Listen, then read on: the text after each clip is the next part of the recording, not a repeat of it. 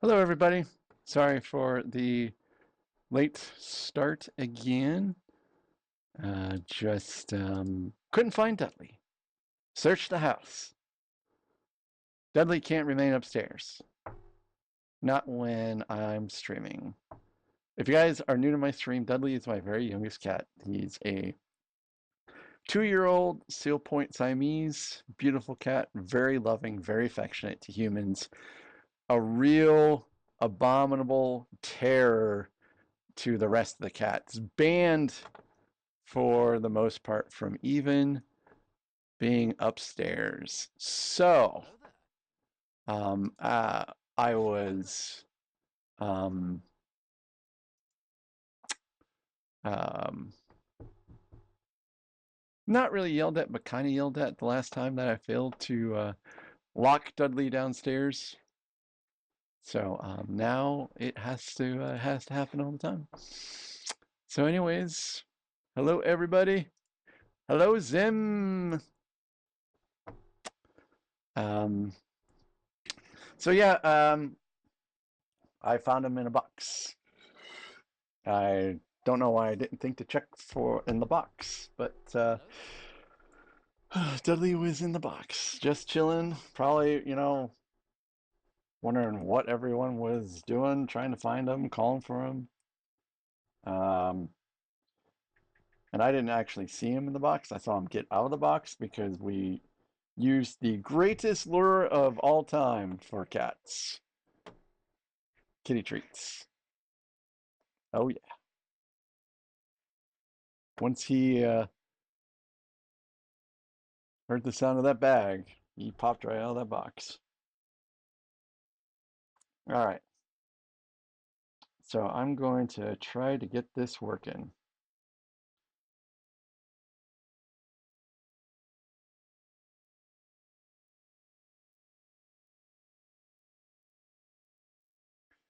All right, so it says that we're mirroring. I love it.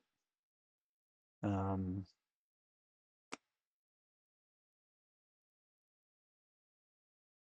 hey, Rex. Builder. Back 7. Let's see. Hold on a second. Yep, okay, cool. I assume you all can see the screen. It says bag 7. I'm a little excited by the fact that after a little bit of effort, I got this working. Oh man, what a day. Woo, what a day. I'm tired again. Always something going on. Let's see. So, and behold, it is also there. Oh, but I didn't check. I didn't check the rest of everything. Oh. Oh, yep. Hold on a second. So, yeah, my camera is giving me all kinds of problems. So, and so is my mouse right now. So I got to just switch this over real quick. I've already got it working. I think my mouse is just about to die, which is not great either. Oh, oh no.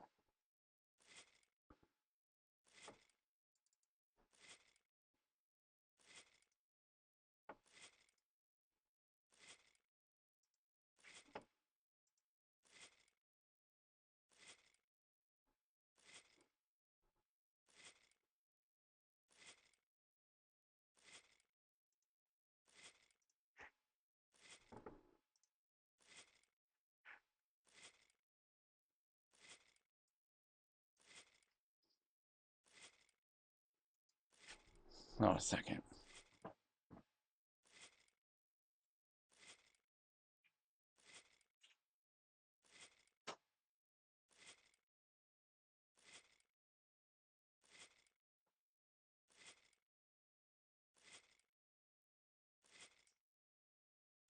I think there's a problem with one of my USB ports on my laptop too, because I've had this mouse charging all day actually, and it's still managing to die.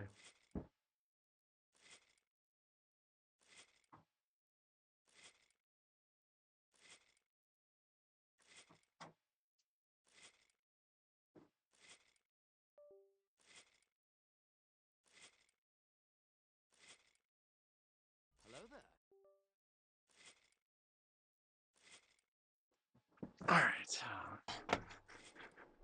Yes, Rex, I have 2 USB hubs. Driller Killer! It's been a while. It's good to see you.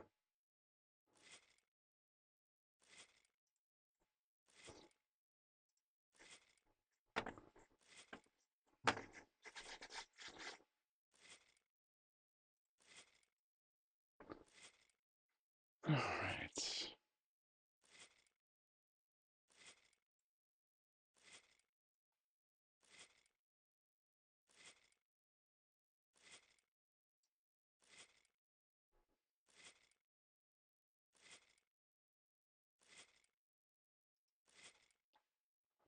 So sorry, guys. This is just going to be a second.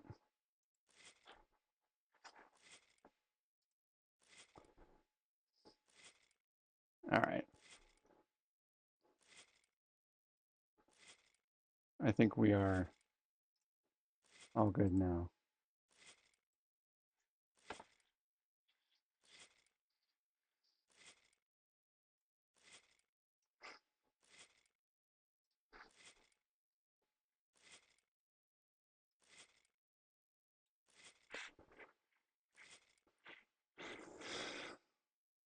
So yeah, welcome to the stream.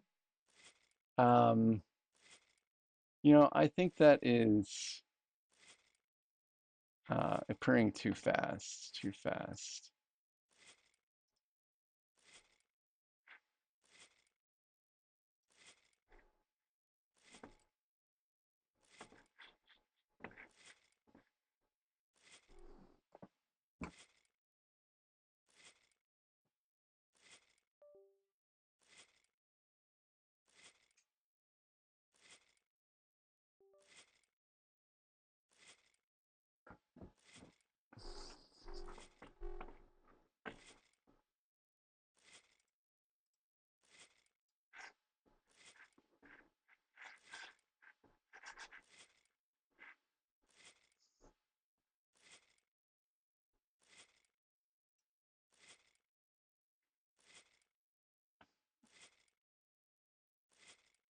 I'm adjusting a setting for that. Instead of using Nightbot, I decided to use StreamerBot.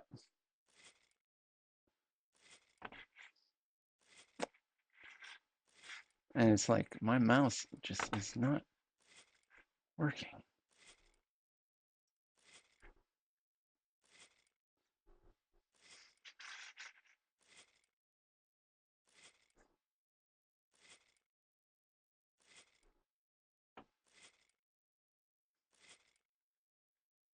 You know what? I'm done. I'm done trying to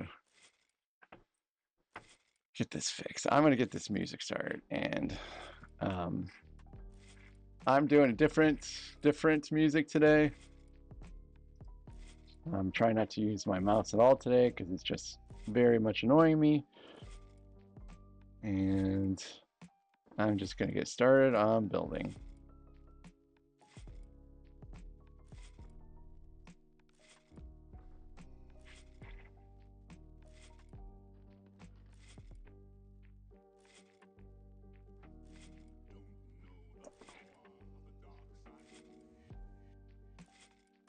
Unfortunately, I need to use the mouse one more time just to drag this chat box. Okay. Yay! I'm finally ready to get started. Back 7, 8, 9, 10, 11, 12 today.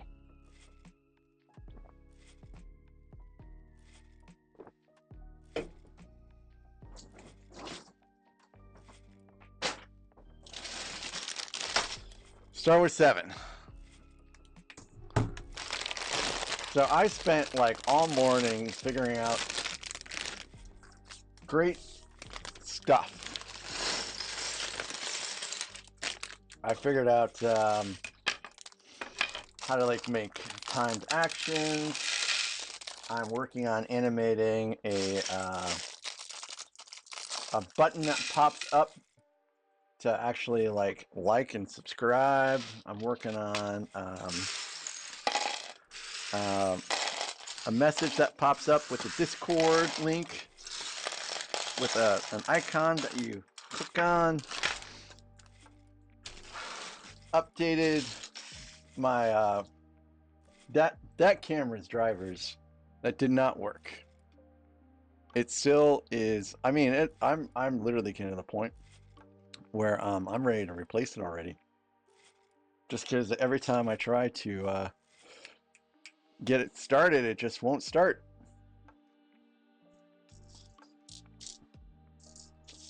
I really want that Lumix camera. Boy, I really want that Lumix camera.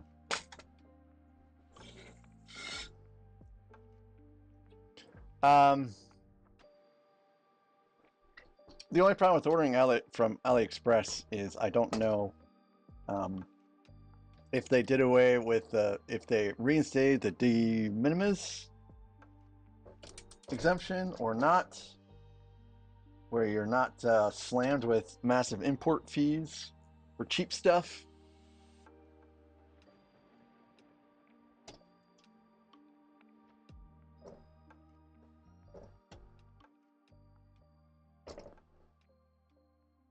Yeah. Yeah, I hear you there. I do hear you there. I mean, I slept fairly great last night, but unfortunately that first great sleep after sleeping like crap just makes you tired again. Or I don't know if that's like if that's way for anyone else except for me, but I'm exhausted the second day after having a good night's sleep, and then after that I'm fine. Yeah, I had to go out and I did a little bit of weeding today, and because those weeds have like sprouted with a vengeance in my absence. And then had to play with Charlotte a whole lot today because she didn't get to play a whole lot in the last couple weeks. And drove out to a vineyard that's about 30 to 35 minutes outside of town. I'm not a wine drinker at all, really, but they have what someone said was some pretty good wood-fired pizzas. My wife is a sucker for wood-fired pizzas. And this is the, what is it, the 4th day this week I've had pizza. So I was like, you know, I'm not really feeling the pizza, but if you want to go, I'll go. But it was pretty good. And then after that, we had to go to Walmart, which is always exhausting because there's just so many people there all the time. By the way, how's the music? Is it loud enough, guys?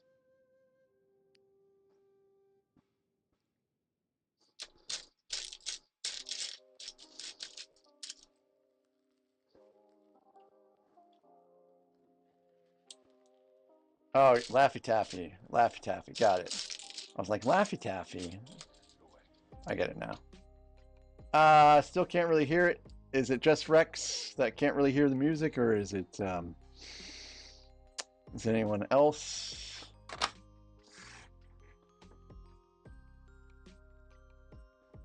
Well, it is currently about a third of my speaking voice, so I am just trying to hit a good level.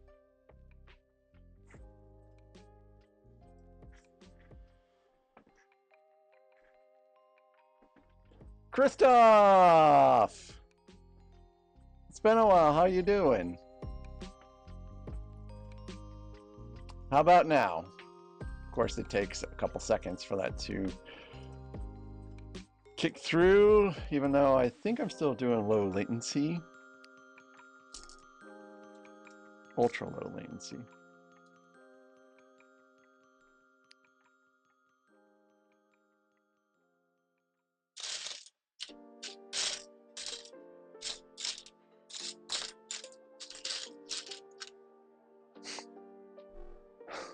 Okay.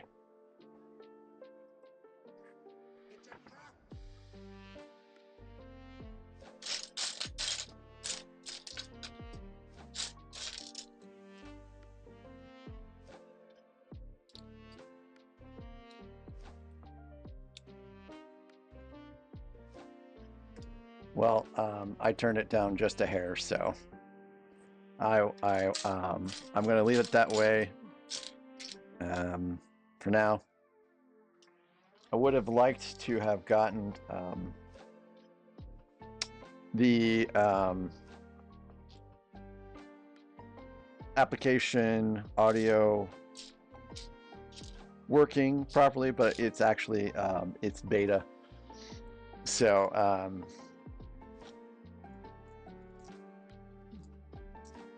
if it doesn't work properly, then it's beta, and it wasn't working properly. So it's like, I'm just gonna go ahead and give it a whirl here tonight, see how it goes. Yeah, my wife complains about that a lot too when it comes to the TV. It's like one show, everything is like perfect audibly, and then the next show it's like, oh my goodness gracious, why is this so loud? And the next show is like, oh my goodness, why is this so quiet? It's just tracking.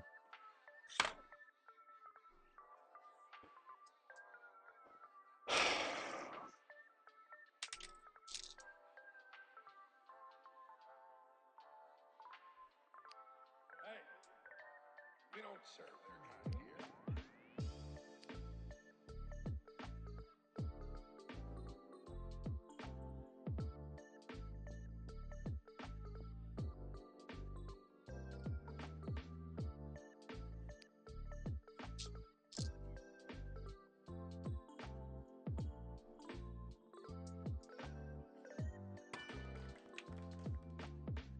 All right, got another part of, well, actually, I guess this is the first chunk of the back done now.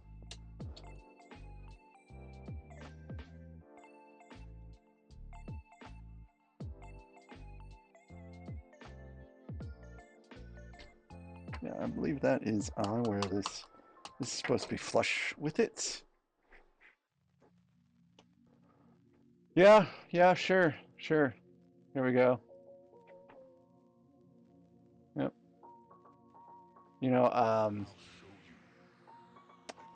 Yeah. So I guess that's about it.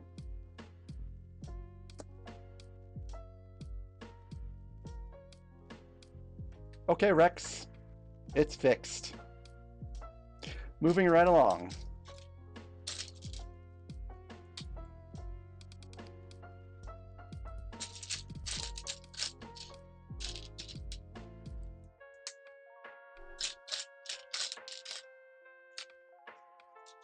So,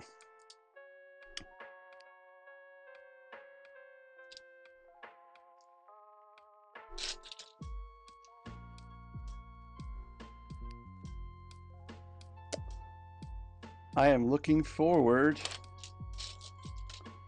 to this set being done.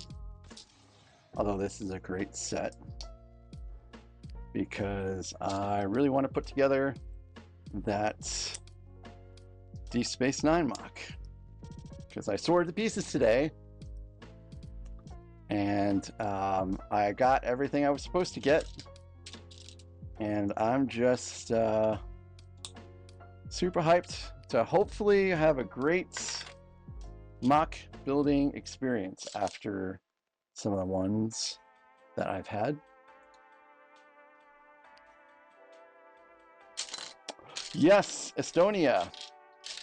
And he packaged all the stuff really good, and everything is there. So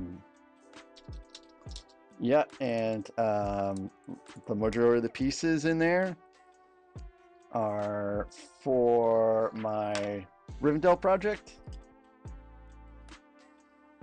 and I would really like to get some more of those pieces, but I can't because they really recommend that you finish setting up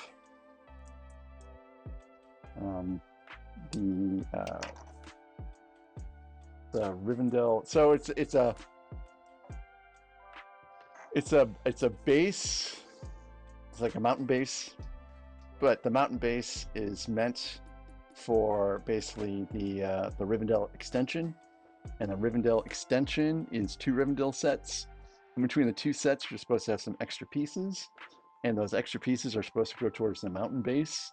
So they recommend that you finish the Rivendell extension, verify what pieces you have left from the Rivendell sets, and subtract that from the parts list, and then piece it out. It's a process. Jabba ruled with fear. I intend to rule with respect.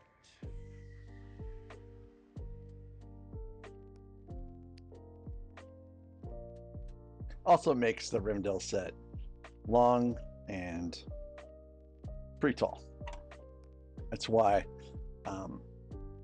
all the space there below Veridur is going to be for the Rivendell. It's going to be a pretty long project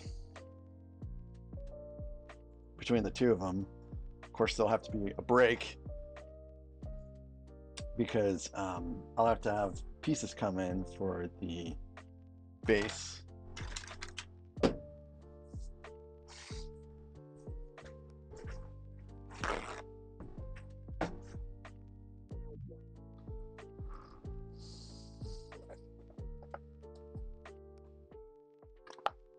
Well, not quite that many.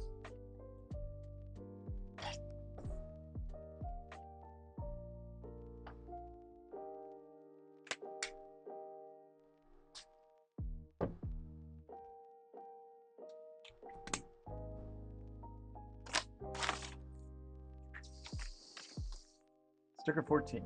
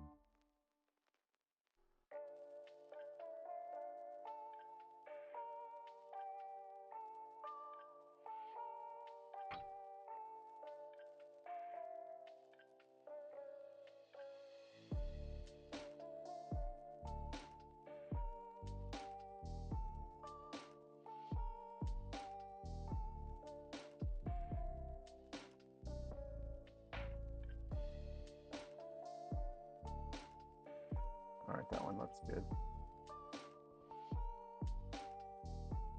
I wonder, I suspect I'm going to have to do another 14 on another one of these, but I'm just going to wait.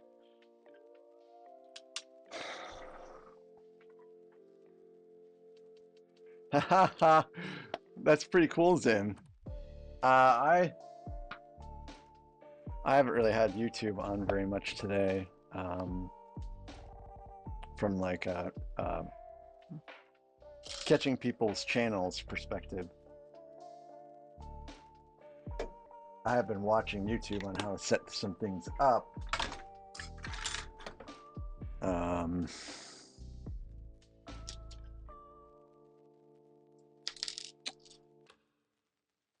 Did you stream, Zim, or were you just building and watching?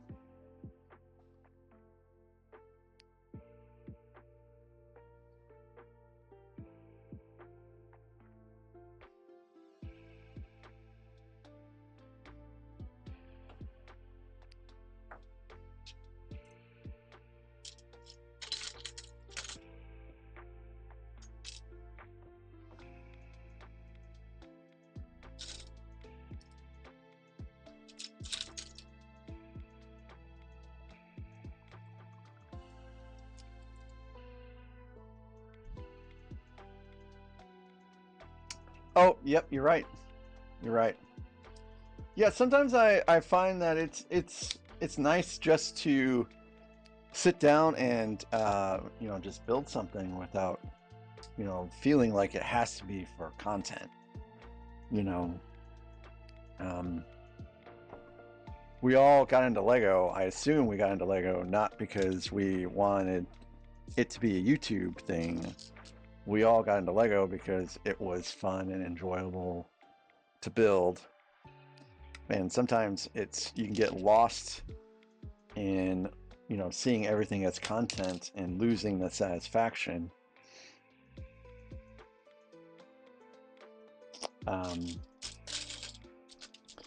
I worked on the T-Rex skeleton a little bit today.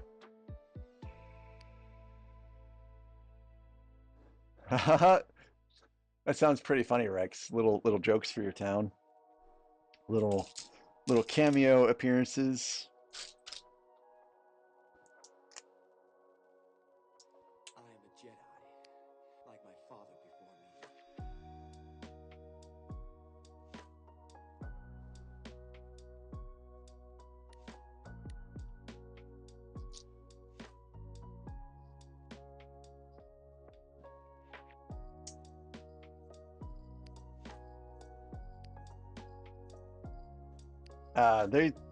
They told me that my order again, the shipment is waiting for UPS pickup again. I hope I don't have a repeat of Tudor Corner on my hands.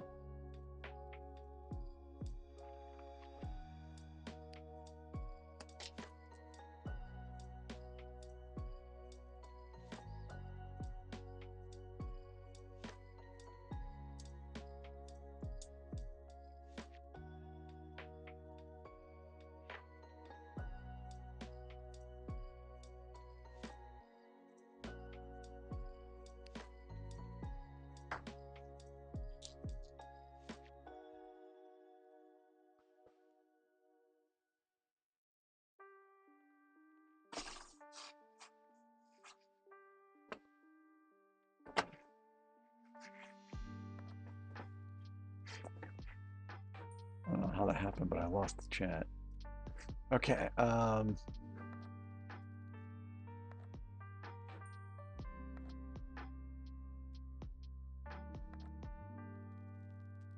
Well, glad to hear that your dog's okay, Hello there.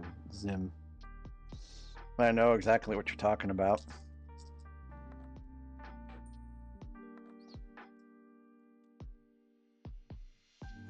Exactly what you're talking about. Hopefully, hey, Holly! Holly, welcome back.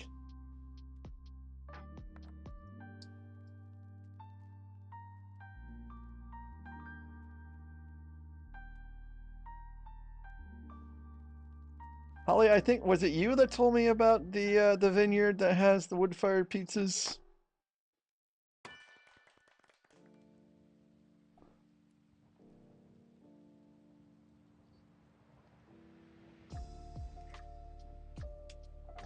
Yeah. Yeah, that's the place.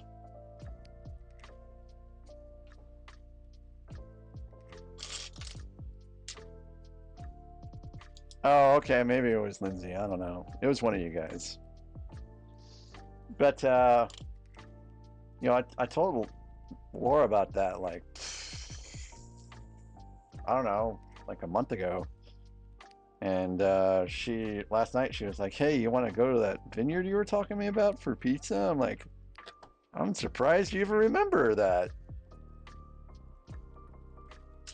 So we went, and you know, it wasn't crazy busy yet because it was our reservations were at like 2 o'clock, and you know, we sat outside and um, looked at Laura, and I'm like, "Hey, you want to try some wine?" And she's like, "Sure." So we got a wine sampler. Neither one of us knows anything about wine. My wife and I, we are not wine drinkers whatsoever. But you know, if it was a local vineyard, so we're like, hey, you know, might as well try it. So they have exactly 12 wines, and so she got 6 and I got 6, and we just shared it between the two of us. Now, keep in mind, as Holly will tell you, I am a responsible driver, always a responsible driver.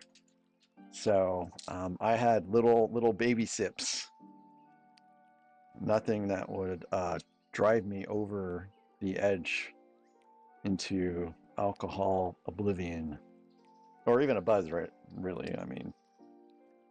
But it was all pretty good.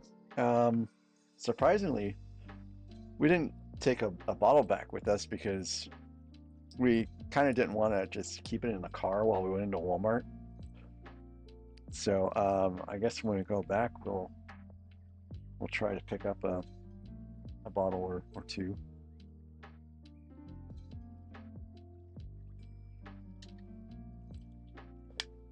Okay. Yeah, this is some pretty cool techniques. I mean, yeah. I guess it's just meant to be kind of at an angle a bit because it's not really moving around very much. I think that's by design.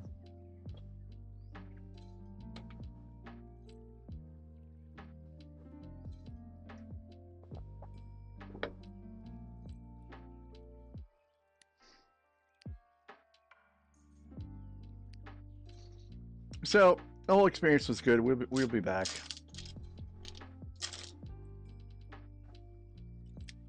Probably won't be for a little while though,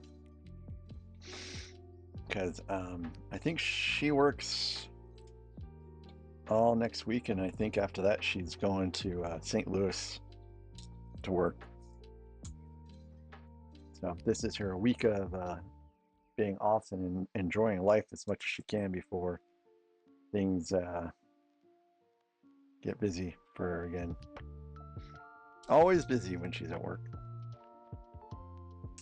That's because she's the only anesthesiologist that works for the entire week.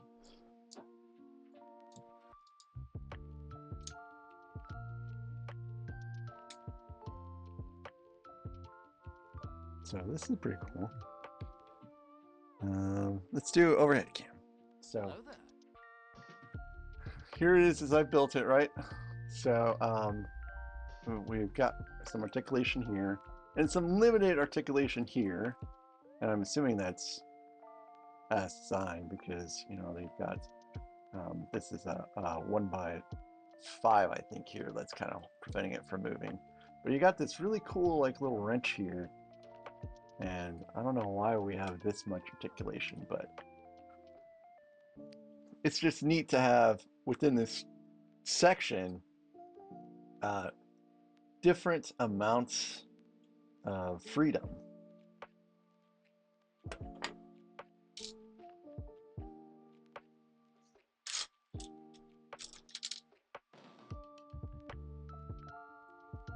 Hey Vettel, welcome to the channel, and if you're referring to the instructions in the upper left hand corner, that is the Builder app that I have put on my iPad, and my iPad is connected to the computer, and OBS is finally picking it up properly, which was not working with my other software, so that is a victory for today. I've had some fails today, but at least that was something that worked. Anyways, Vettel, welcome to the stream. It's good to have you. How did you find my channel?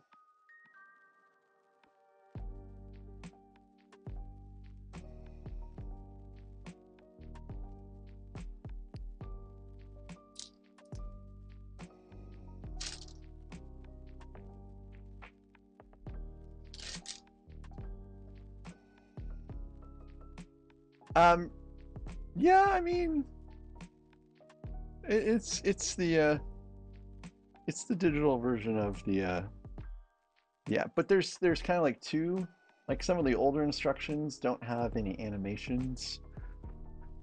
They just are like bread and butter instructions that you can still kind of zoom in on, but yeah, don't have an animation. Now this is all cool because you can like move it around and zoom in and zoom out, and it's pretty handy. I wish all of them were like that, but I can understand that you're going to be hindered by some, well, really, the older instructions, they probably just scanned it in. Yeah, scanned it in. Oh, well, thank you, Vettel. Thank you very much. And I'm glad that you found me. We have we got a pretty good group here.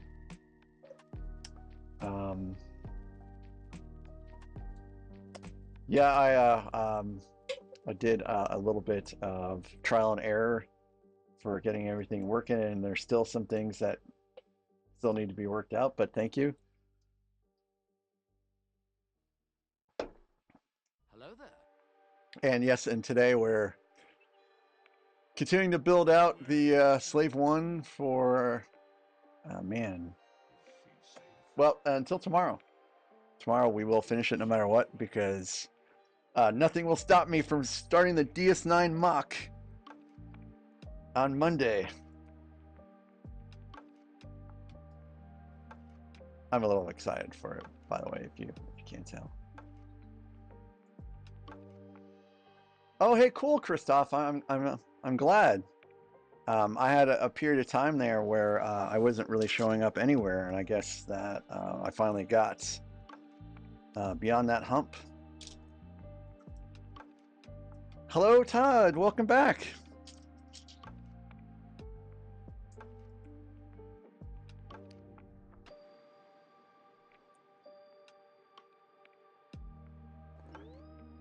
Oh, I'm sorry. When I call it a mock, I really mean it's someone else's creation. So, I don't really do very much mocks yet because I'm kind of like a Lego newbie still.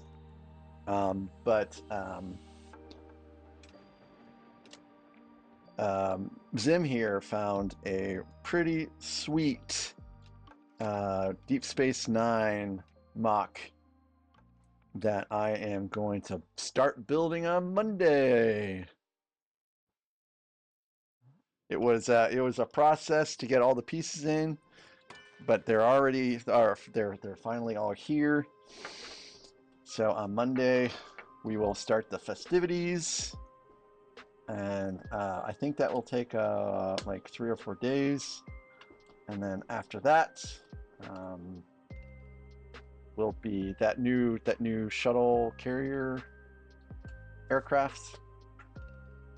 I put that order in for that yesterday, and because I live in the sticks, it will take probably about 5 to 7 days for it to get here. So if it doesn't come by the time I get the DS9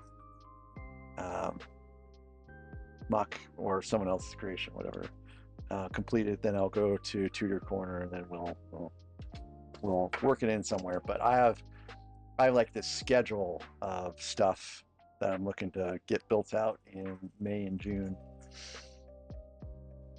It's going to be a good time.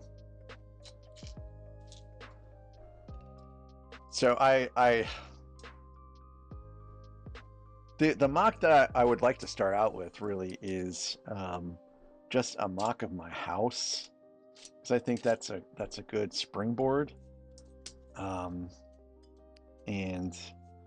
I have a bunch of bulk Lego pieces now that I need to sort out, and I want to kind of use that as a springboard.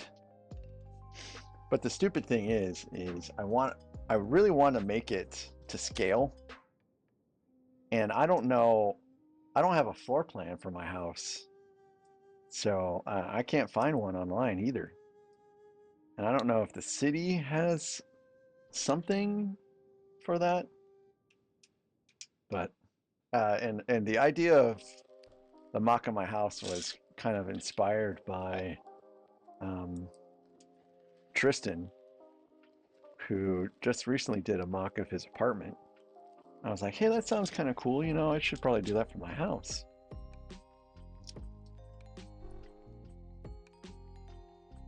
Haha. Use my steps, huh?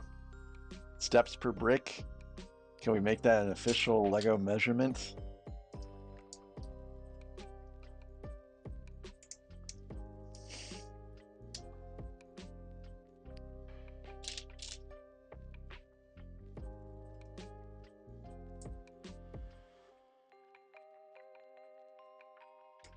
Oh wow, wow. Hey, never too old for Lego. Welcome. Analysis paralysis. That's a pretty good saying.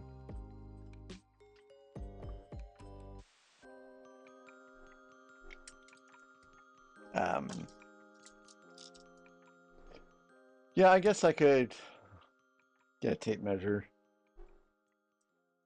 but I just have so much stuff in the house now, you know.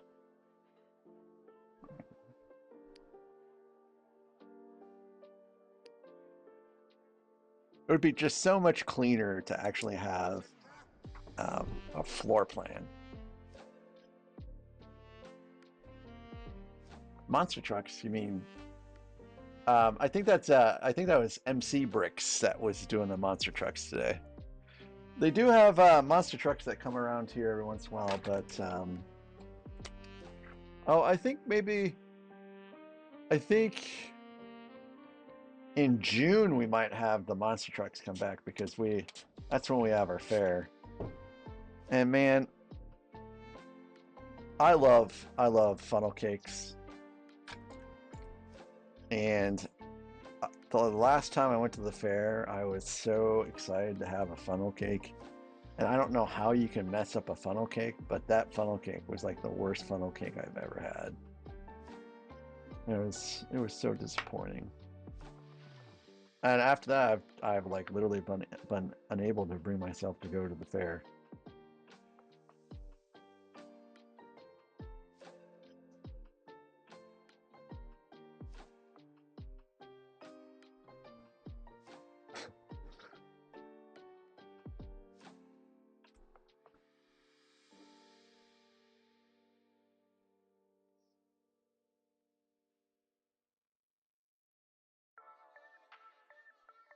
Oh, Vettel, sorry. Yeah, so this is Windex. I use Windex to put my stickers on because it enables me to kind of move them around a little bit. So it really makes sticker application a lot better. Okay, no, so never too old for Lego. I'll tell you what I did today. So I woke up at around 5 a.m. this morning, which is actually later than I normally do. And I immediately started working on like thumbnails for yesterday's and today's. And then after that, I started researching other options for connecting my iPad to my computer wirelessly. And after, you know, working on that for a little while I finally got a working solution. And so after that, we went out for breakfast, and breakfast this morning was donuts. We had donuts and Starbucks this morning. And then while we were eating breakfast, we were watching something on YouTube. I can't remember what it was. I think it was something about the Titanic, which should not be a surprise to anybody that knows my wife or has heard me talk about my wife. She loves Titanic stuff, and there's always something new to find about the Titanic on YouTube. And then after that, I started looking into Nightbot, and really I should have finished that setup, but then I thought maybe I would just use StreamerBot for what I wanted to do, and that was effective, but apparently the 5-minute timer is too much. So I disabled that, and if my mouse was working right, I would have like re-enabled it, but it's not working great today. And then I started just working through all of my little scenes in OBS and fixing those up. And then I went outside and did some weeding. Also gathered up some branches because we had a lot of wind yesterday in the area. And then after that, I went to the vineyard, which everyone else has heard me talk about. We had some good pizza. And then after that, we went to Walmart, which...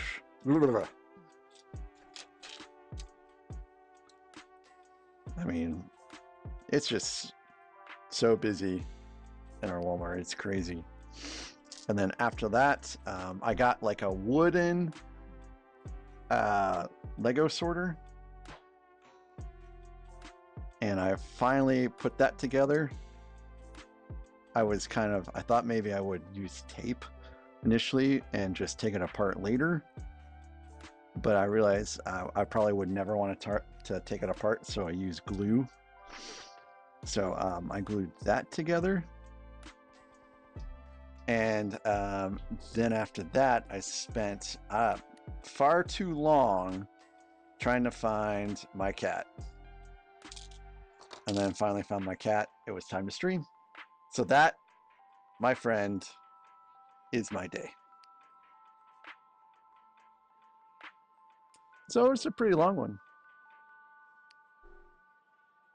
Got some good stuff done. I will have more to do outside tomorrow, assuming it doesn't rain. Jabba ruled with fear. And how about you? How was your day? Never too old for Lego.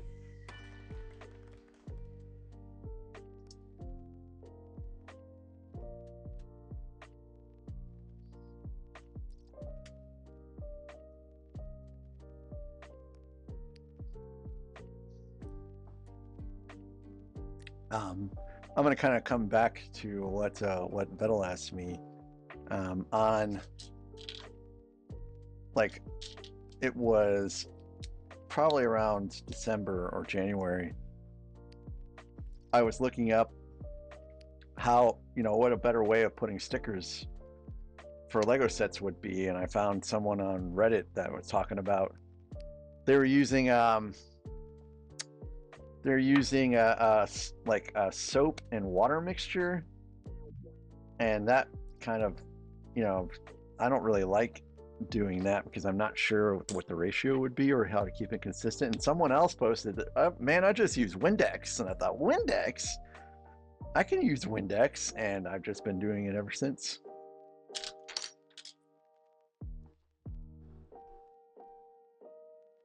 Hey, Christoph, thank you for popping in before you headed for bed. I appreciate you visiting the channel, and I hope you have a wonderful night.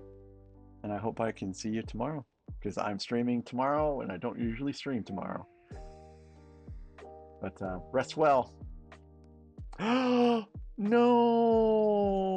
never too old for Lego. No, no, I'm so sorry. Do you know where she is?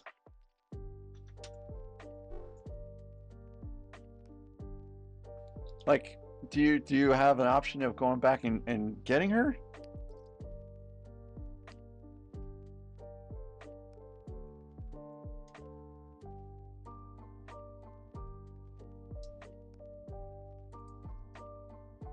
Hello there.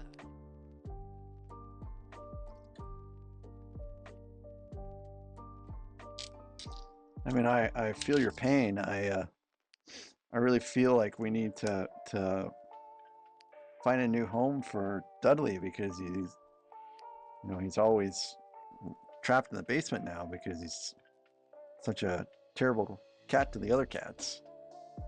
Hi, Luffy. Well, thank you very much, Fiddle, for stopping by and chatting.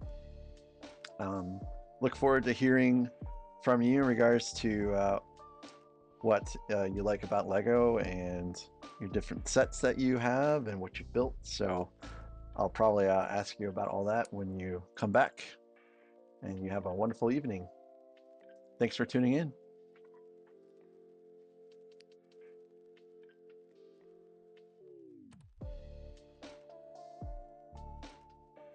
No, never too old. What? Never too old for Lego? What do you mean?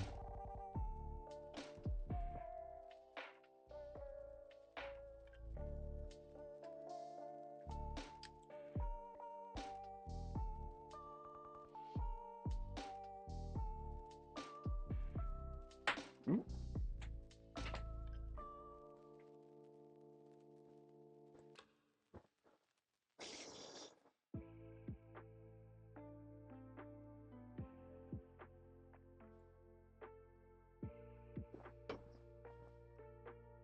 I'm sorry, I didn't realize that that you're having issues with your legs.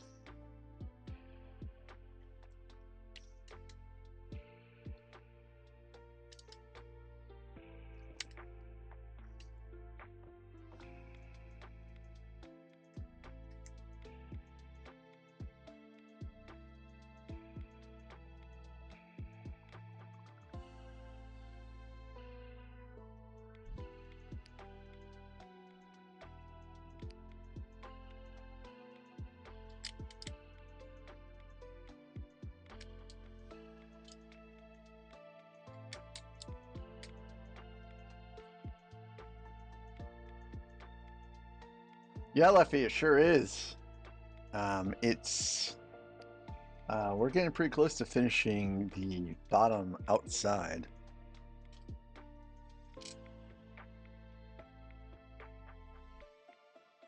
Okay, I guess that makes sense. Man, I'm really sorry for you, Never Too Old for Lego. It feels like the worst things happen to good people. Not a lot of justice in the world.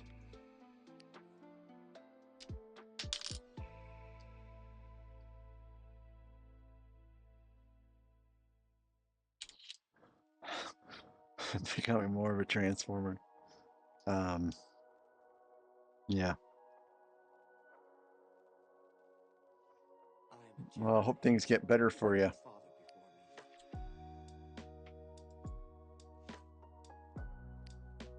But yeah. Very sad to hear about the cat.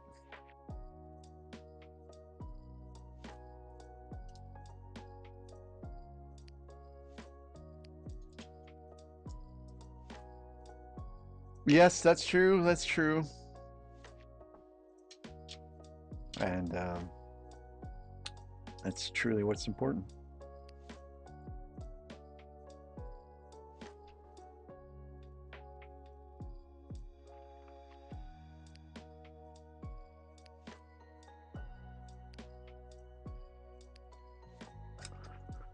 So Luffy, what's new with you in the Lego world? Any sets that you've been working on?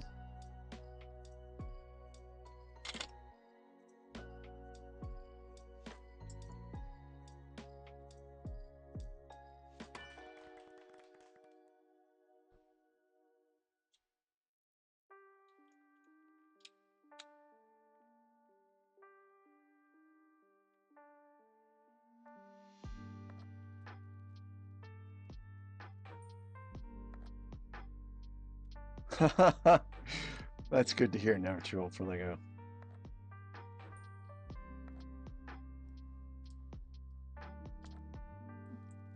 But still, I think you also did a good job of taking care of her.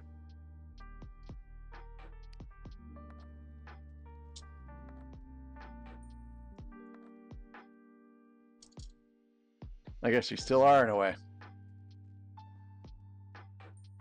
She made a tough decision to make sure that she had a good life.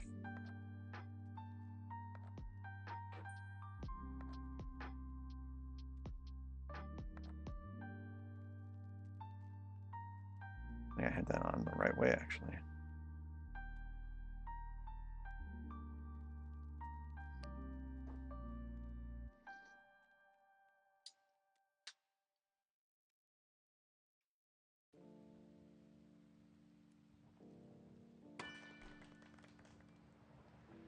Yes, the MTT.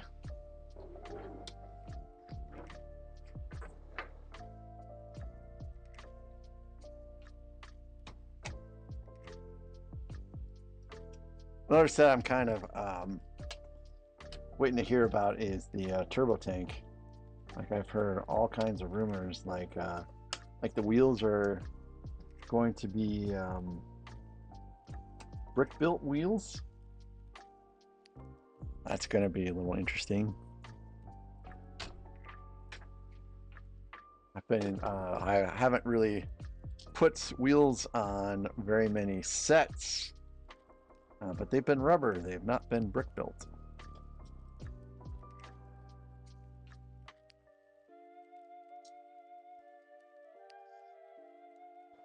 So I guess we'll have to see what that's about here pretty soon.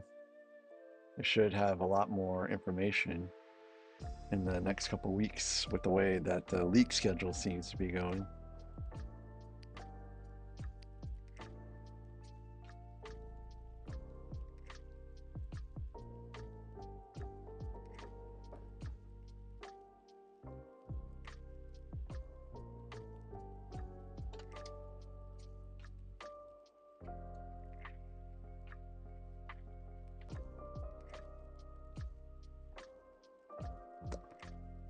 Oh yeah, Never Too Old for Lego still can't really talk very much.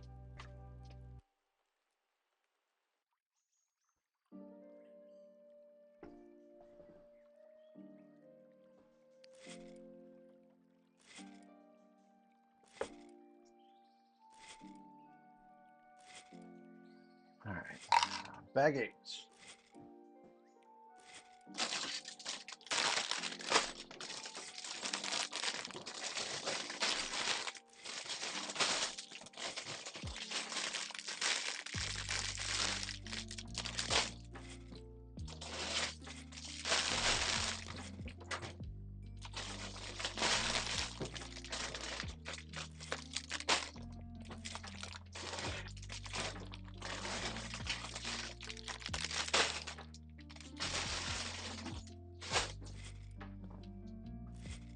Wow. My coworker that left Cleveland the same time I did got really sick while he was flying, and went to the emergency room pretty much as soon as he landed, and he has a sinus infection and strep and all this stuff. That's kind of crazy how quick that happened to him, because when I saw him Friday morning, he was just fine.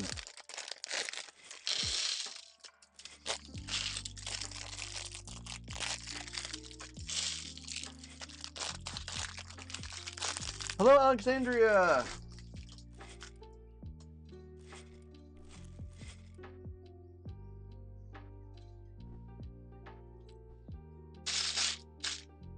Hope you're having a wonderful evening, Alexandra.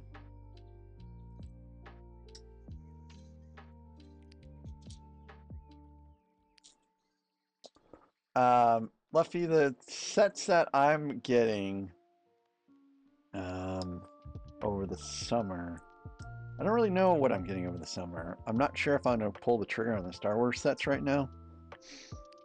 I know that the next thing I'm going to get is that Mountain Fortress, which is like the BDP Series 2, I think. They're going to go back and sell some of them again on Tuesday. And then after that, I think I'm just going to sit back and wait. There's nothing really out there on my radar. I have a fair amount of things to build through yet.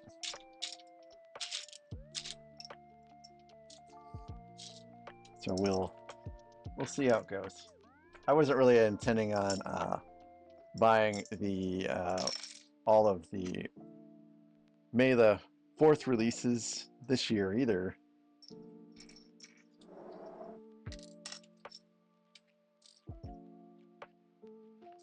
So I guess we'll just have to see. I still have to build Chopper. I have not built Chopper yet.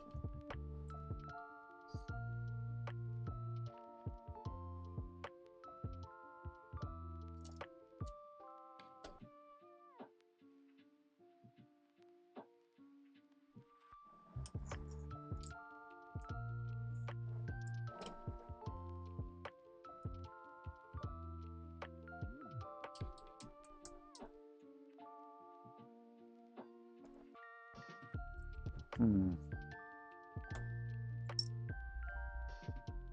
think somewhere in the line I may have made a mistake here.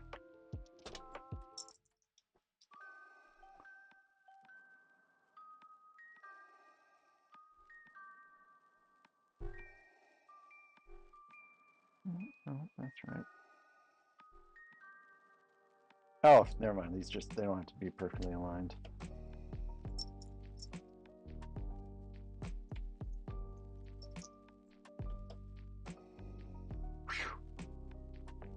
Oh yeah. Oh, Clone Wars, such a great series. I just recently rewatched it not so long ago myself, and then went through and watched Rebels for the first time. That was also a pretty awesome show. But I think I'm done watching that stuff for a while. I went through and rewatched every Star Wars movie and show except for Visions because it's not canon, and I could not bring myself to get through Resistance. I didn't really like the animation style or the storylines of Resistance.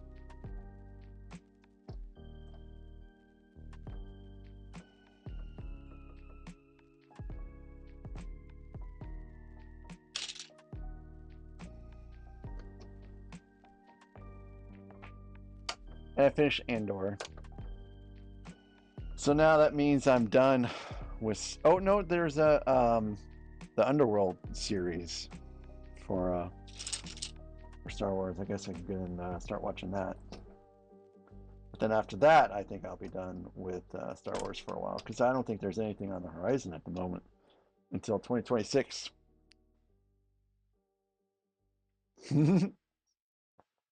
What? There's Ewok movies?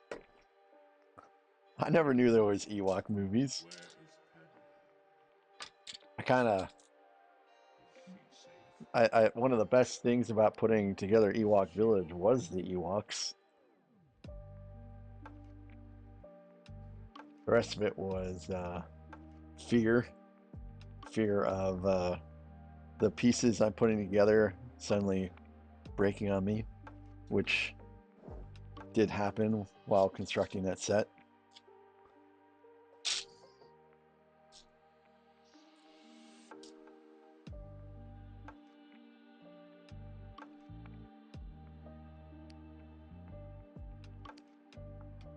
Man,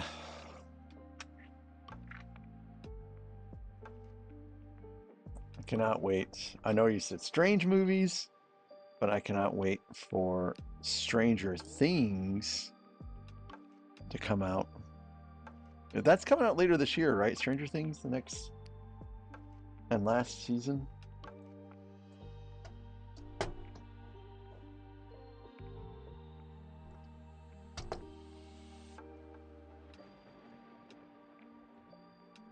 Wow.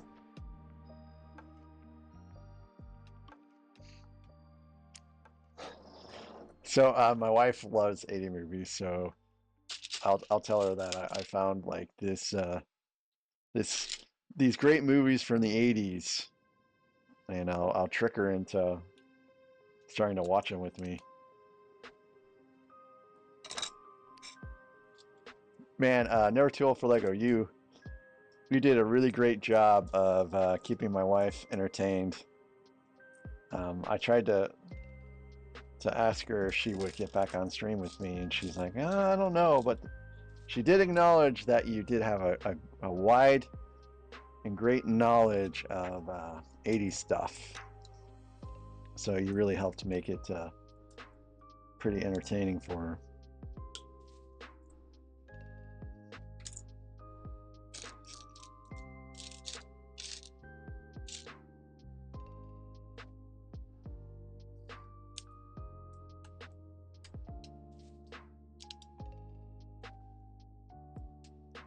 Oh, really? Never too old for Lego? I don't know, man. Might want to reconsider. Give it another go. I can. What part of it didn't you like?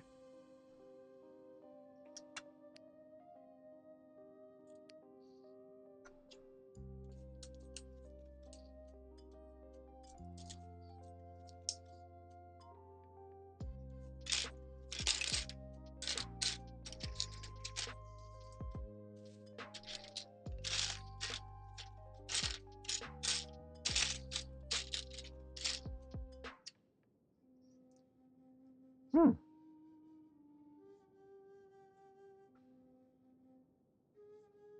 Oh, okay. I actually, I don't think I've really talked to very many people that didn't like Stranger Things, so that's why I'm kind of curious um, as to why you guys didn't like it.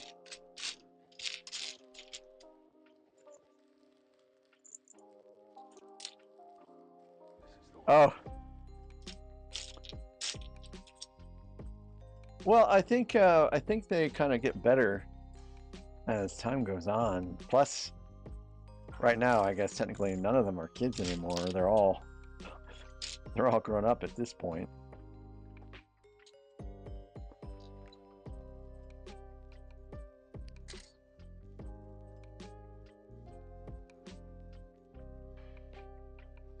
As you can imagine, I really like the music from Stranger Things.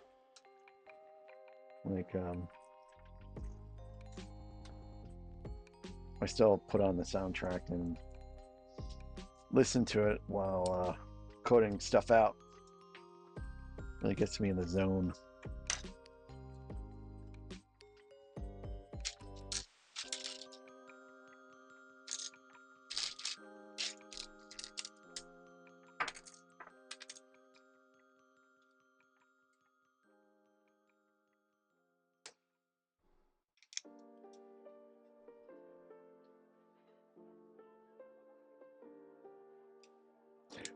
So I really do need to watch also What We Do in the Shadows. I was just talking about that with someone last week.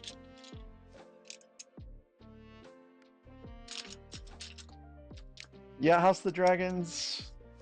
So I read the books. So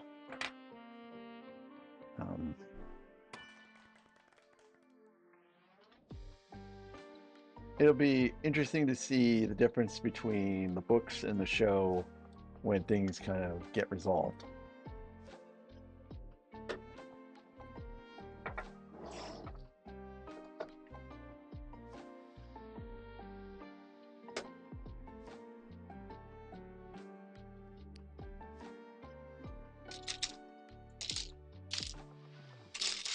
But Matt Smith. Com, are you looking to go to sleep tonight, or are you not looking to go to sleep tonight? When you think about it, Com, there is water in coffee, right?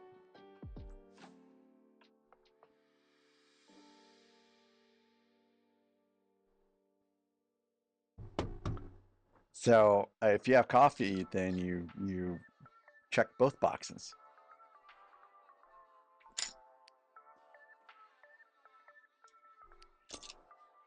So I do want to share a story from the cruise, and I will probably share more stories from the cruise now that today I seem to be not quite as weary as yesterday. Yesterday I felt like I couldn't chain coherent thoughts together, but the cruise ship I went on, they have a full-fledged functional brewery on board. Like they make their own beer in the bar. And I thought that was pretty good. And they actually serve beers in pints and liters. So I had a liter of beer. And my wife's like, I can't believe you just drank that. I'm like, I can't believe you think this is the first time I've done this. Because I've drank liters of beer with her before. So anyways, we went to our restaurant that we normally dine at, and I asked them, hey, what kind of beers do you guys have? And they're like, well, we've got Budweiser, Bud Light, Heineken, which Heineken is literally the worst beer I've ever tasted in the world. And for a long time, I thought Heineken was a German beer, and I was like, I can't believe the Germans made a beer like that, but it's not made in Germany. So anyways, I digress. But they weren't even serving the beers from their own brewery in the restaurant for some reason. And I thought that was kind of ridiculous. I mean, you can probably literally save money by serving your own beer instead of using something from a vendor. So after dinner I ended up going back and getting a beer from the bar across the street across the ship. I thought that was a little strange.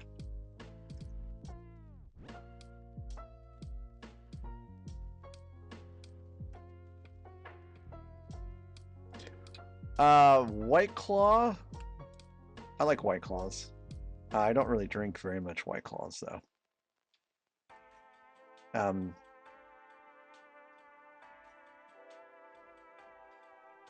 They're pretty tasty. I remember once upon a time they were just huge and everyone was like, the Claw's the law.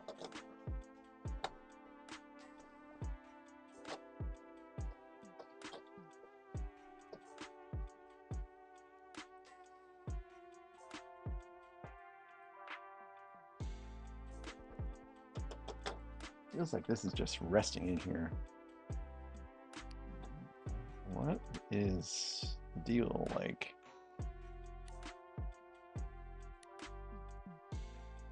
Now there's nothing to actually affix this in right now, so maybe it happened later.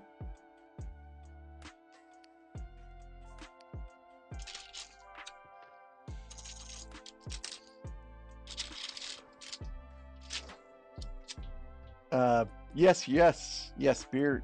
That's coffee stouts. I had a couple of those coffee stouts in Cleveland when I was at a brewery there. Man, they have really amazing beer at that brewery. It was a little sad that I don't think I could transport it home. Don't think I could take the beer on the flight. Also, don't really think I had room to stick the beer on the flight to bring it home, but I haven't had a beer in this house since St. Patrick's Day.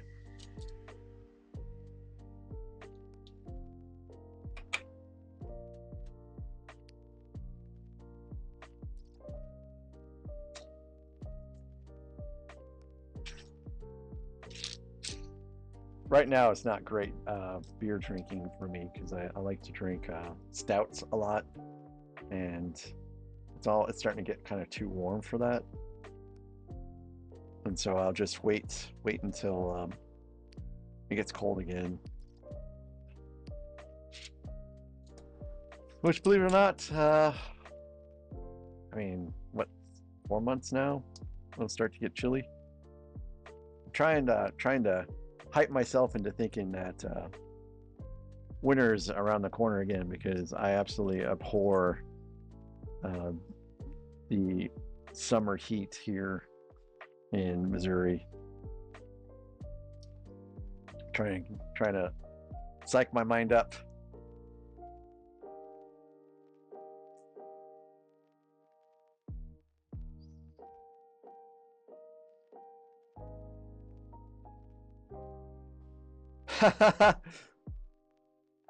So my wife has still never seen any of the Lord of the Rings movies. I know this because we were just talking about it today.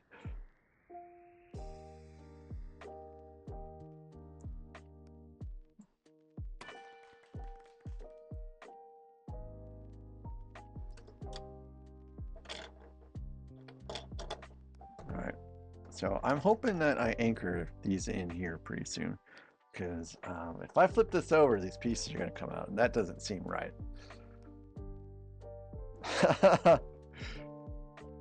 So I just realized the horizontal chat is not showing up. You know, this mouse still is not working great. I'm just going to leave it alone. Man, I've seen so many Leonardo da Vinci movies, or Leonardo DiCaprio movies. It's crazy.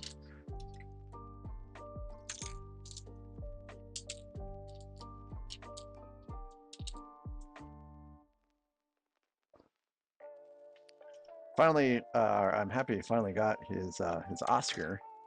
You know, he's been snubbed for so long. But I mean, that's old news. He's had the Oscar for a while.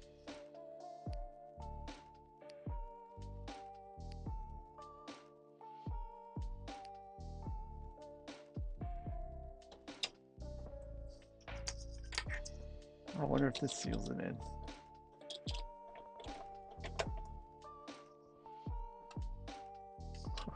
That was awesome. So yeah, those yeah, these two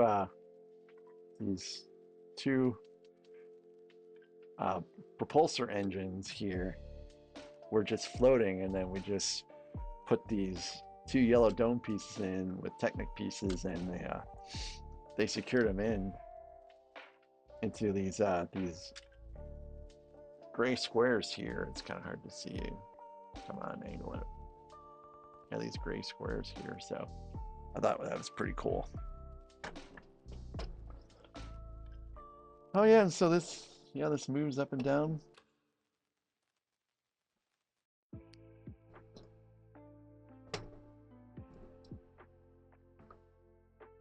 I love Lego.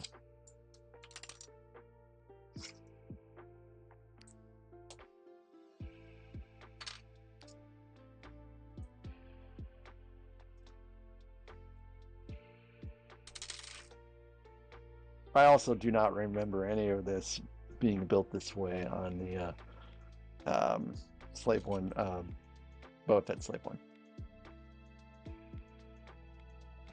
Yes, yes, I've seen What's Eating Gilbert Grape.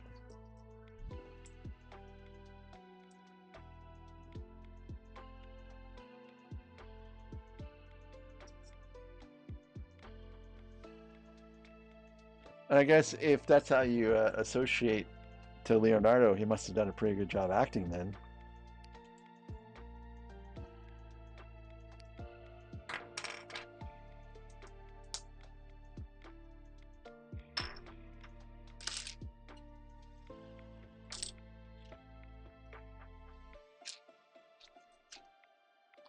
Have any of you guys watched Nosferatu, the latest one that came out, not the older one?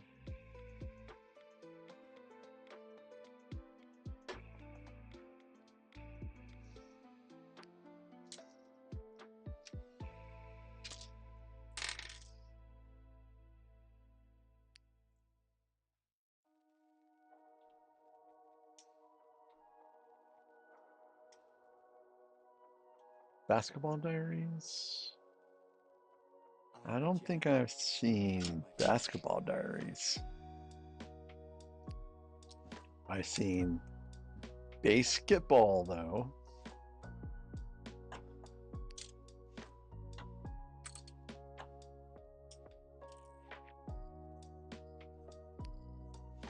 What's Basketball Diaries about? Nope, haven't seen it.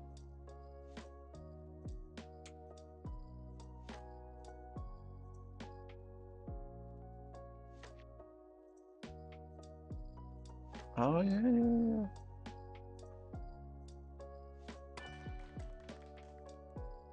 We're gonna try to see if we can watch the latest Nosferatu tomorrow. We were talking about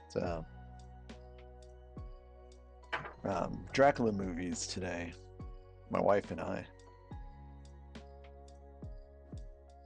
And we were talking about the favorite depiction of a vampire.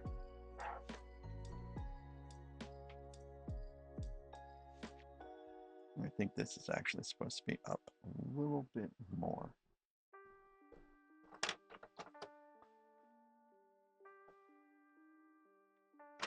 Like a lot more, actually.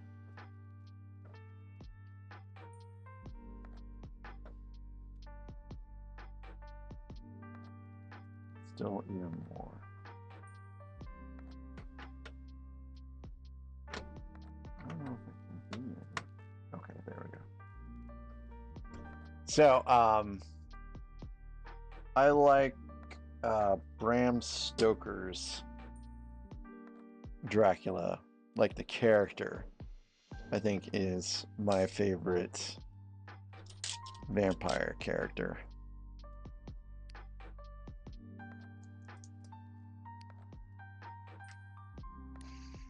And my wife said that she liked not necessarily just Lestat in Interview with the Vampire, but she did like the way that vampires were handled in Interview with the Vampire. And then I told her that my favorite vampires are in the Twilight movie. No, just joking.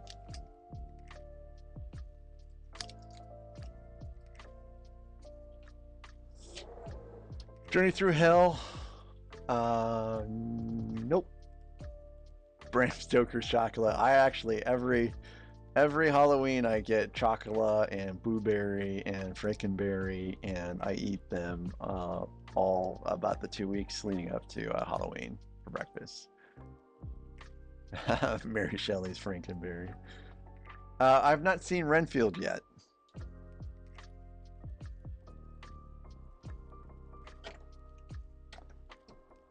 But I know that Nicolas Cage is in it. And Nicolas Cage is amazing.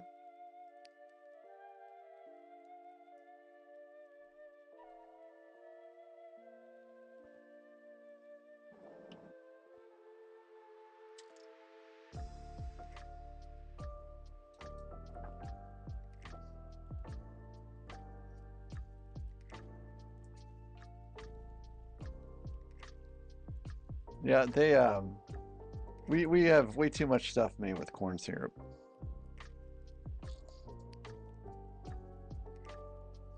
Hey, Never Too Old for Lego. How do you guys use corn syrup a lot up there, or is that stuff banned for you all?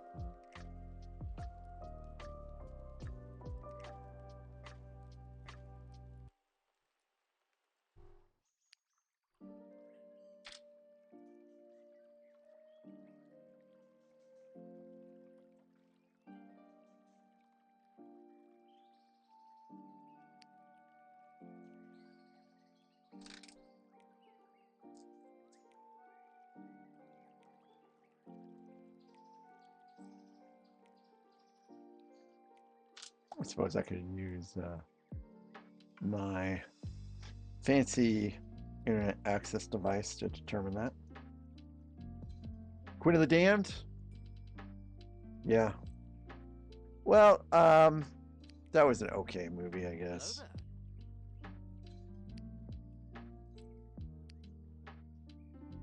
You know, what's her name? Died after filming that.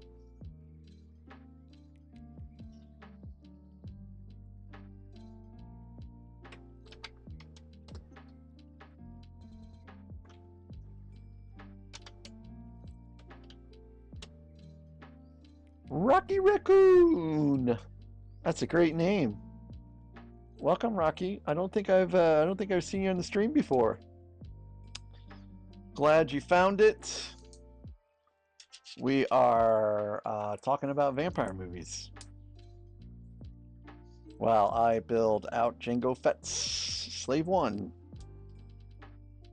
Making some good progress on the under part of it. Rocky, it's going pretty good. I like the build techniques so far. I think it's pretty interesting that we're using some articulation and clips to achieve the desired angles of the side and bottom. Also kind of cool that we're using some flat pieces with some technic pieces kind of abutting up against them. I don't think I've seen that before. I know I built Boba Fett's Slave 1 probably maybe 2.5 months ago, but it feels like I'm really building something that's pretty different, despite the fact that they're in a sense the same ship. So yeah, it's been great. It's been great. Yeah, The Lost Boys is pretty cool. Oh, the Yavin 4, yeah, I almost picked up that set once on clearance for a pretty ridiculously cheap price, but I put it back and I was like, I'll get this set later. And when I went back to get it, it was gone, and I was like, well, okay, I guess that's a sign. Vampire Hunter D, is that anime?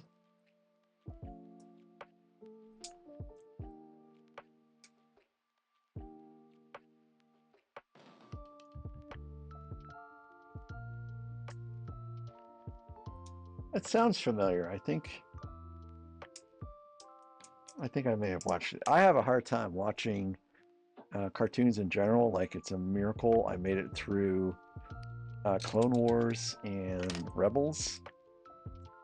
Like, I cannot go back and watch like any of the Disney cartoons anymore. I'm like, just can't do it anymore.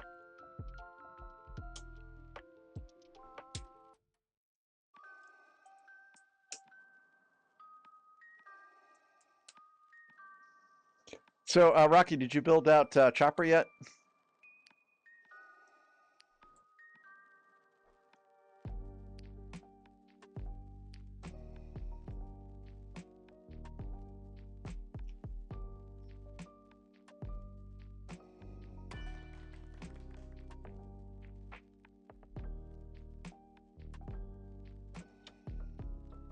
Oh, goes this way.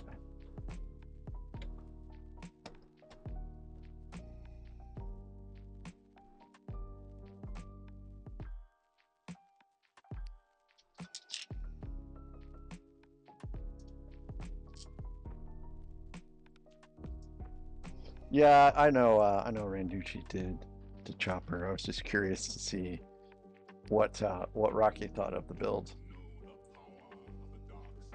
I haven't built Chopper yet either. I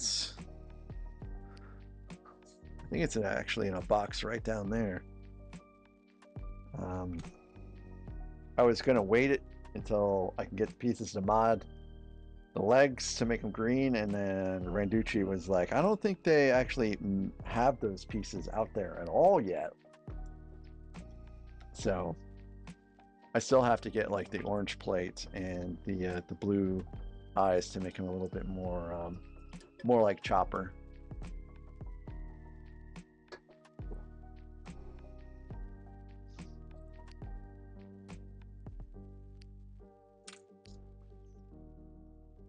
Chopper will be my second droid build. The only droid I've built before was the UCS R2D2, which was cool because it's brick built, like entirely brick built, and it has a retractable leg. That was dope. Is she all right? Cool. I need to probably get 3PO one of these days. That'll probably be one of those things I pick up right before it retires.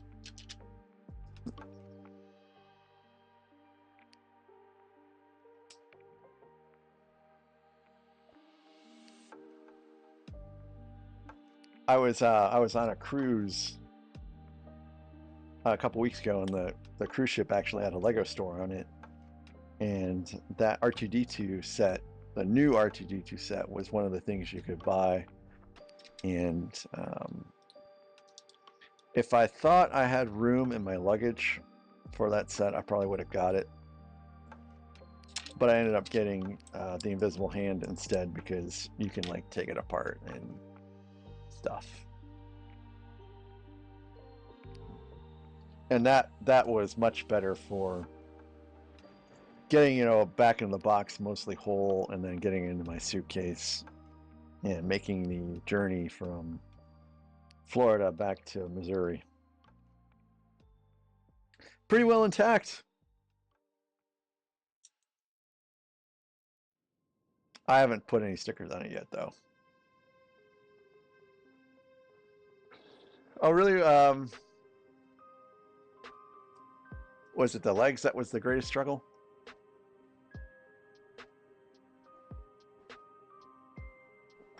Yeah, I think I remember you saying that you wanted that Darth Malak minifig, but really, I mean, who knows? You might enjoy the build Rex. You get it.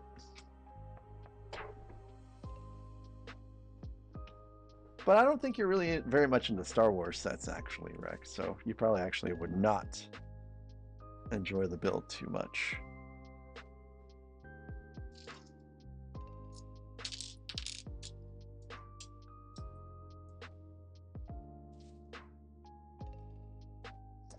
Okay, cool. Cool. What mock are you making?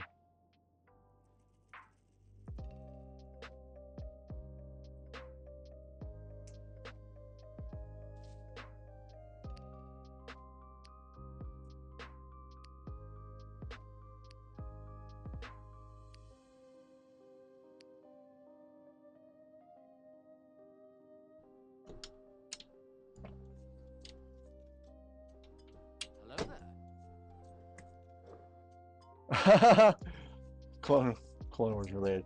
Hey, Mr. Red, I'm happy to see you back as Mr. Red.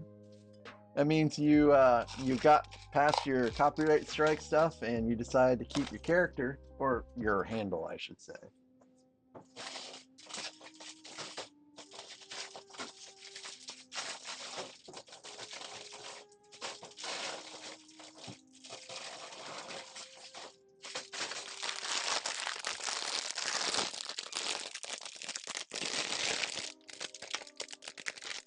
How are you doing, Mr. Red?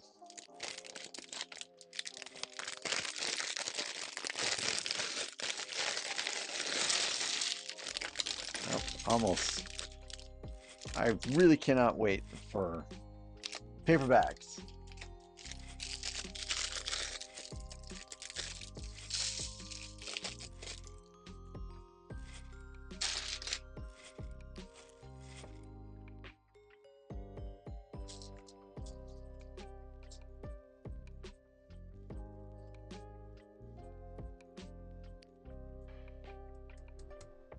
Kind of a weird way of starting a bag.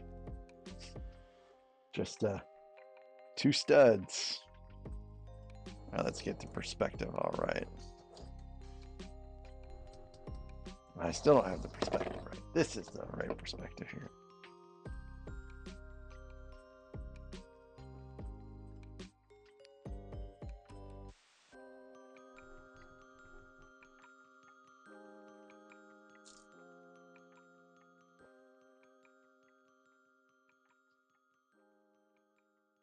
Wow, that's a fair amount of Imperial minifigs. 47. It's not bad at all. It's not bad at all. Yeah, Rocky. I picked up Rivendell when it was double points when the Shire went on sale. And those points helped make this set a lot cheaper.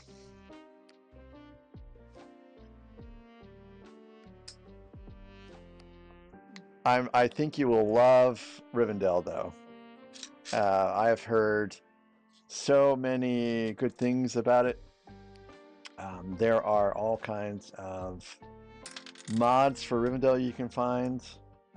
Like I think the same guy that did Lush Trees for the Shire also has one for Rivendell too. It's gonna be pretty great.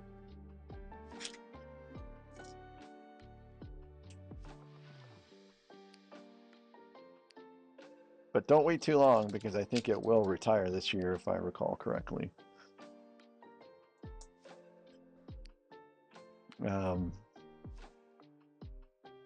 Yeah, this wardrobe here is my my Lord of the Rings display. I've got Brad Durr that's not complete yet. That's kind of partially covered by the instructions, and then the space below there is mostly going to be for Rivendell, and then I've got the Shire on the bottom.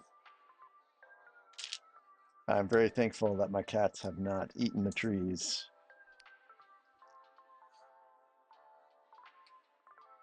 Hey, we don't serve their kind here. Yeah, those sets are releasing in June, right? The Night Trooper stuff and the droid, battle droid. They're also releasing a whole heck of a lot of Harry Potter sets. Ooh, actually, I did that wrong. In June as well. I was kind of floored by the amount of Harry Potter sets they have coming out next month. I'm not really big into the Harry Potter sets except for the castles. I really like their castles. I have Hogwarts and grounds. I don't have the Hogwarts castle. That's in my backlog. My ever increasingly growing backlog. Or as I like to think about it, my investments for the future.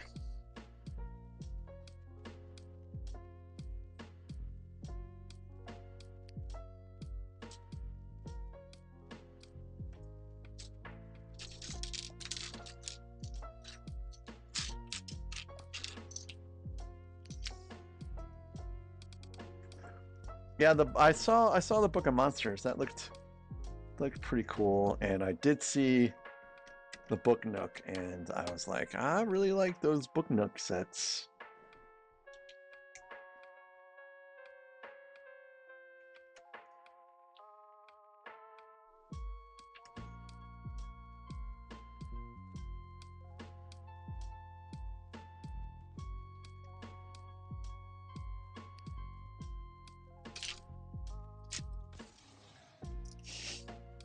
I was just, I think I was telling Zim when I saw him for lunch last week that, you know, I was talking about how I kind of wanted to hold off on things until June, and he reminded me that June was right around the corner. Time is just flying by so very quickly.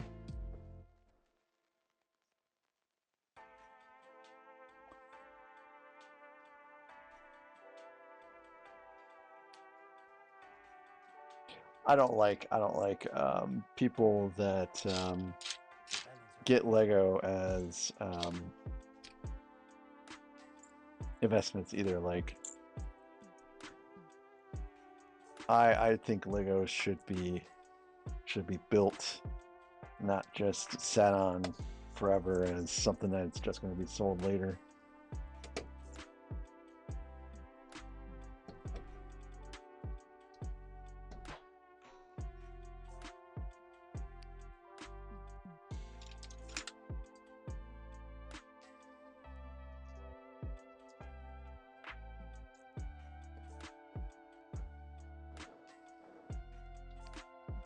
The books are pretty good. I think the movies are also pretty good. And my buddy Nick, that I work with, his daughters like Harry Potter, or his oldest daughter likes Harry Potter. Maybe it's his youngest daughter, but anyways,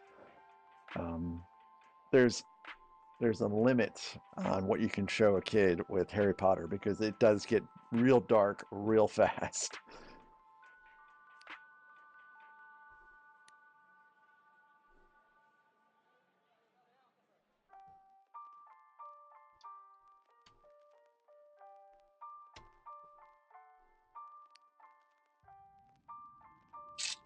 Jabba ruled with fear. I intend to rule with respect.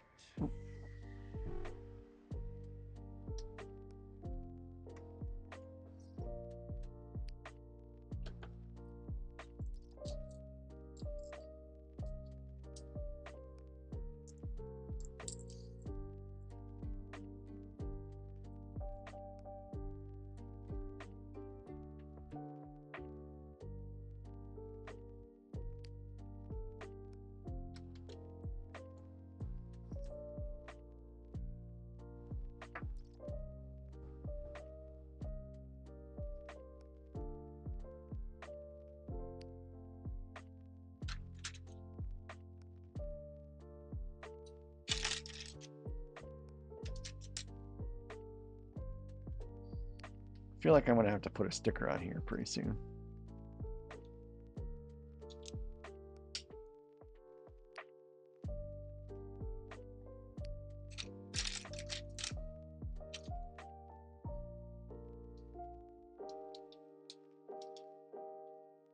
I don't know. What's China, Illinois about? Dare I ask?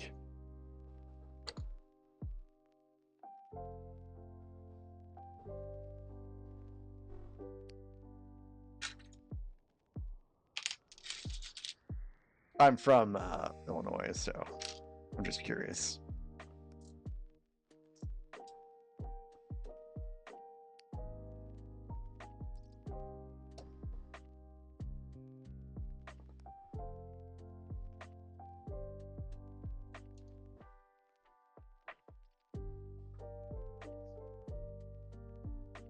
Oh, okay.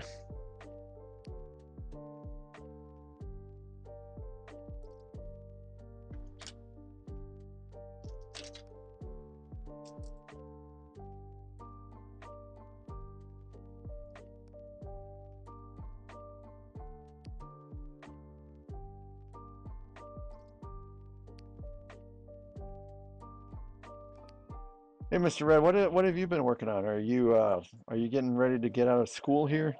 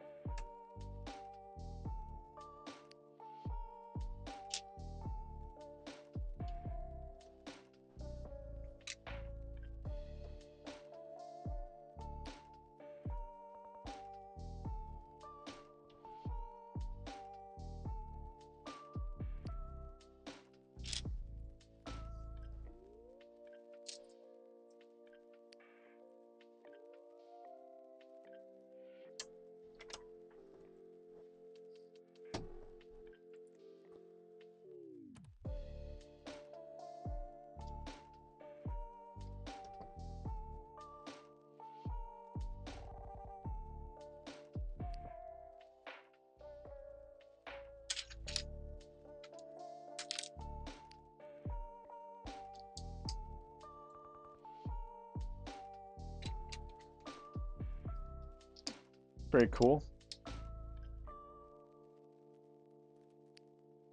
What process did you use to clean your Legos?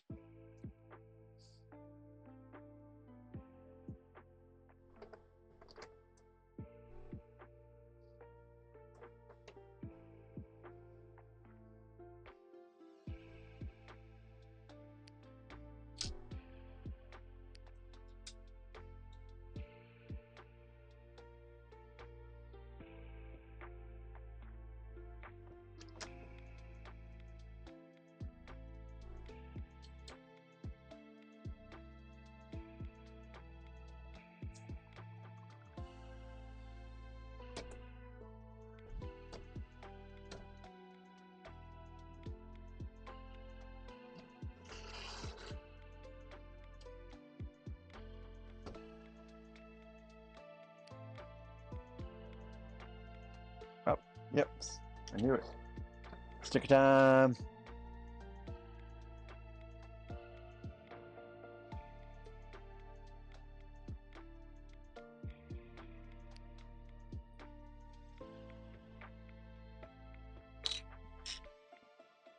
Wait a minute. This is the right one.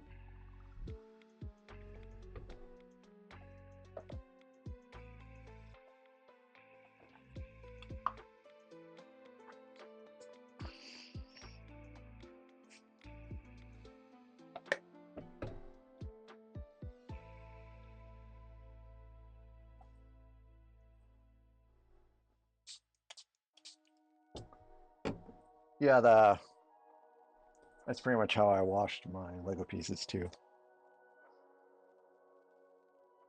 I am a Jedi. I had some really grungy ones on a Bricklink order I got.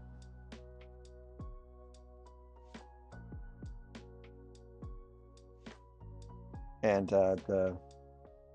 the pieces are nice and clean, but some of them really kind of showed the discoloration. Like I kind of had a feeling that they were discolored, but I was hoping that they were mostly dirty. But yeah, the discoloration did persist. It's not too terrible though.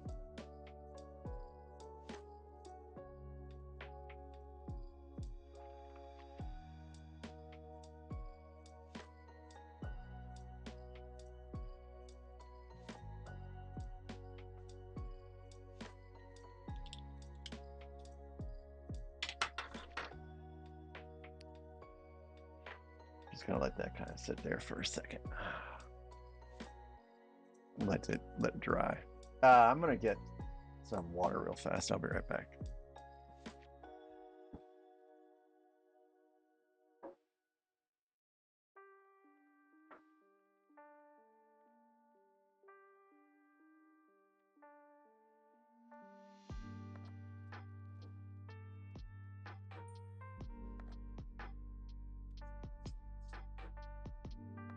It's nice having a little mini fridge down here.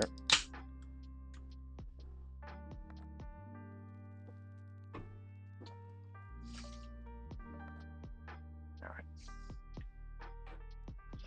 I think this is dried long enough.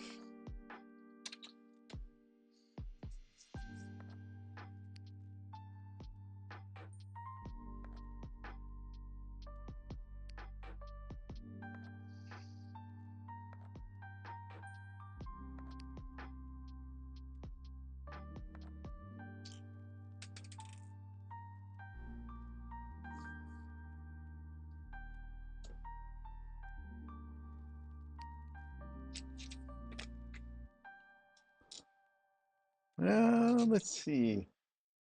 I think I can get through 10, 11, and 12 maybe in the next hour. I might, I might go a little late tonight. It's Sunday and I don't have anything going on tomorrow. I have to be up early for, so I might go a tad bit late. This is a new soundtrack I'm listening to, so I can't remember how long it will go on for, so the music may end a little bit before the stream does. And if that's the case, and I'm paying attention, I'll fire up the other playlist. You guys liking the lo-fi stuff? I listened to some of it earlier today, and it seemed pretty decent.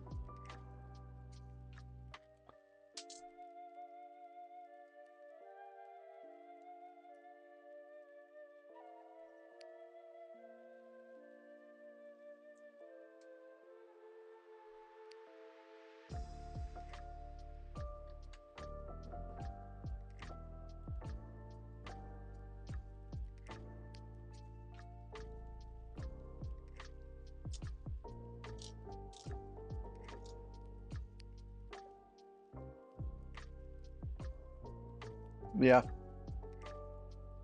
This is from a guy called Chill Astronaut, and I think a lot of people actually use his music. I'm just hoping like it's copyright free because I'm so sick and tired of looking at my streams and seeing copyright, copyright. I mean, they're not like coming after me or anything like that, but it's a little bit of a hassle because I have to replace the songs.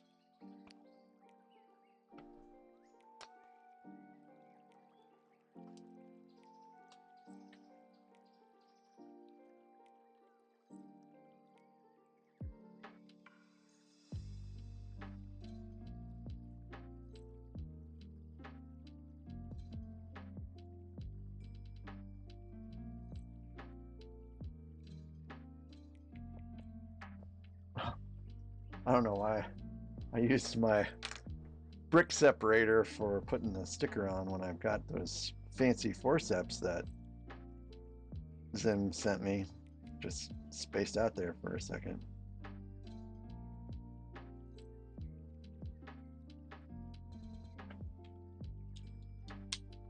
I was using the brick separator when I was sticking the stickers on the sets I was building on the cruise ship.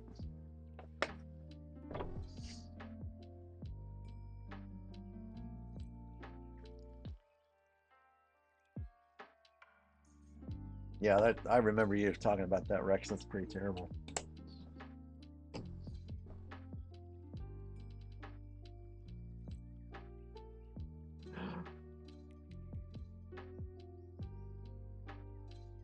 I was not expecting that to happen.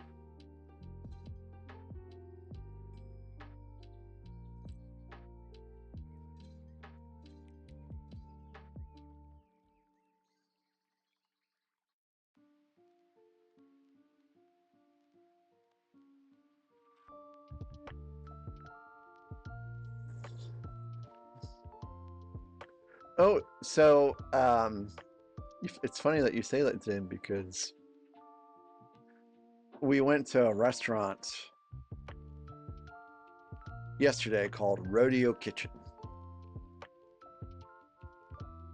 So this restaurant used to be called Fish Shack until the owners got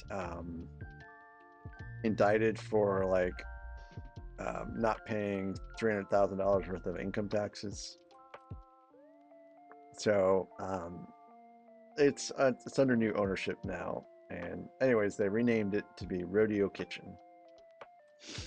So we went in there and we were expecting like steaks, barbecue burgers, you know, stuff that you would find at Colton's. And it was just the same menu. We're talking like catfish dinners and clam strips and seafood platters and, you know, some burgers and stuff like that. I'm like, I don't know if they should have kept, or I don't know if they should have named this Rodeo Kitchen. But anyways, I digress. Right behind me was a TV, and they were, I don't know what YouTube channel they were on. It was a YouTube channel, but it was all AI generated music and music videos. And you could kind of tell by not necessarily the music, although there were some very questionable lyrics that made us think it was YouTube generated. And I guess I'll talk about the lyrics in Discord, because I don't really want to talk about it on stream. But I can tell you for sure, all the video was AI generated, because you can kind of tell when it's AI generated. Things just aren't like perfect. Like there's always a little something off.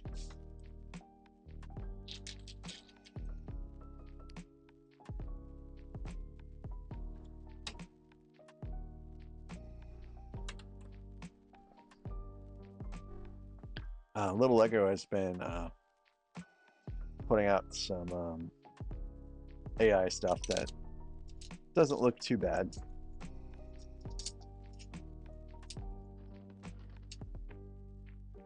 I think he's made like 3 or 4 AI generated Lego songs and music videos now.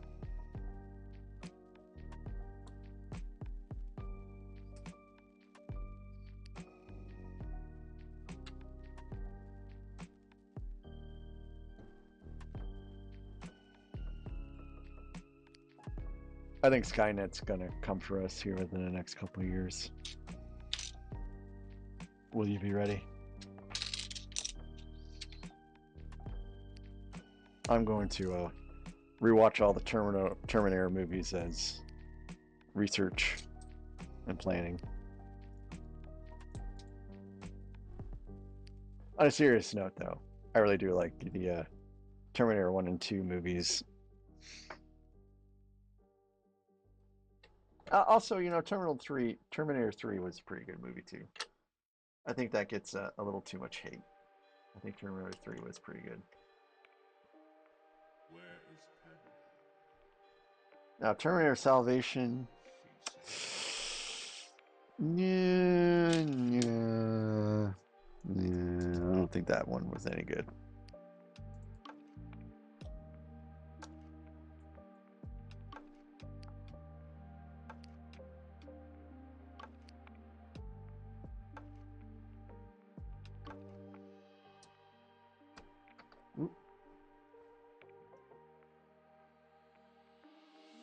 So what we're doing here is we put these little posts here a long time ago in this build, and we're just finally utilizing them.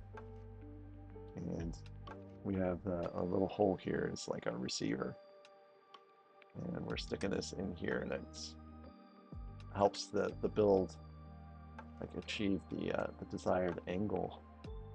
Like, look at that. That's some amazing technique right there. That is so smooth.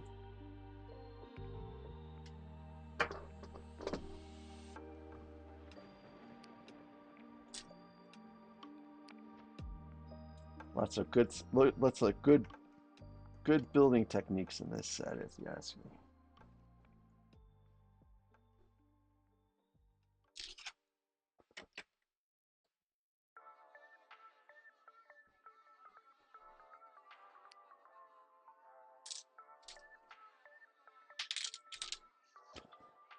Okay.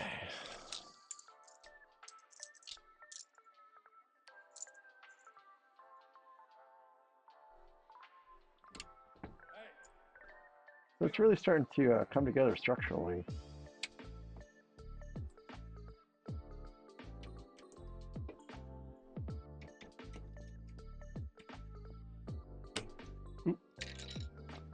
What's that piece though?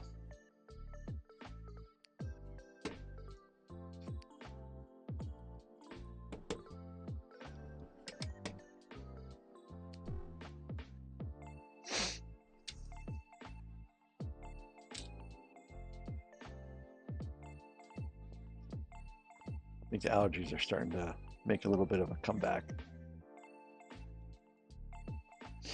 I was sneezing a lot earlier today, and then it came, and then I had some relief, but now I feel like my nose is starting to get itchy again.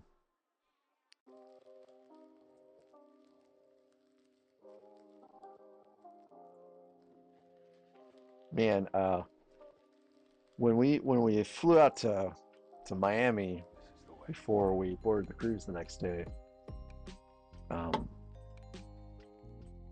we stayed at the. I thought it was kind of funny how they worded it. We stayed at the Miami International, like a carrot is how I think of it. They didn't have the carrot, but they did position international up in like the upper hand corner, and then hotel. And I was like, honey, this is probably not going to be a great hotel. And she's like, I know, but the price was right. And I guess she has a good point because we were only going to stay in that hotel for like one night, but something in that hotel triggered my allergies so bad that the next day I was just like, the first day of the cruise, I was just sneezing and blowing my nose constantly, and water was leaking out of my eyeballs. The first day of the cruise was misery, and like magic, the next day I was fine. So I think it was just something in that room that was like some kind of mold or mildew or something like that. It was not a great place to stay.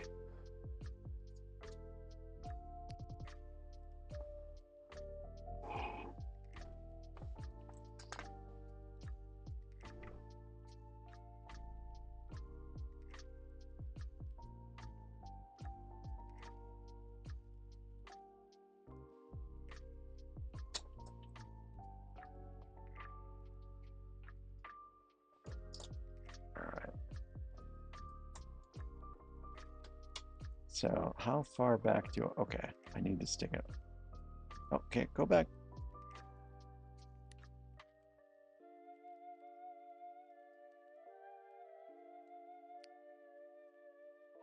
Okay, I think it just goes all the way back.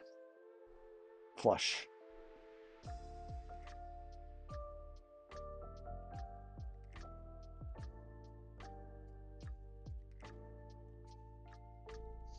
So this should be the last step of this bag, and then it's on to bag 10.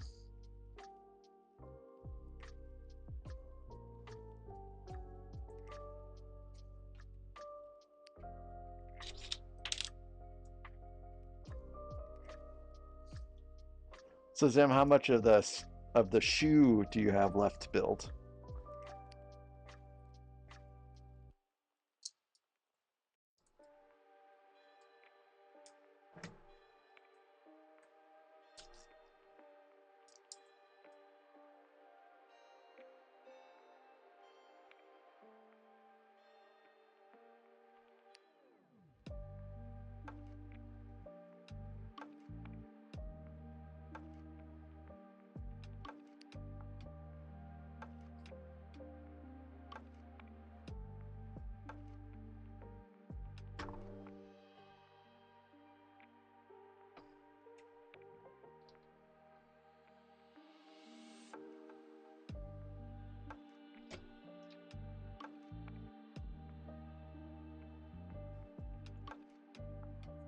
All right.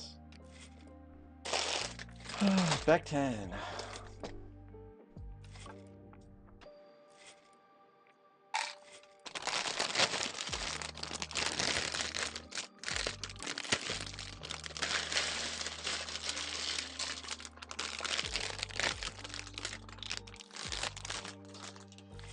It's like some hardcore Technic pieces here.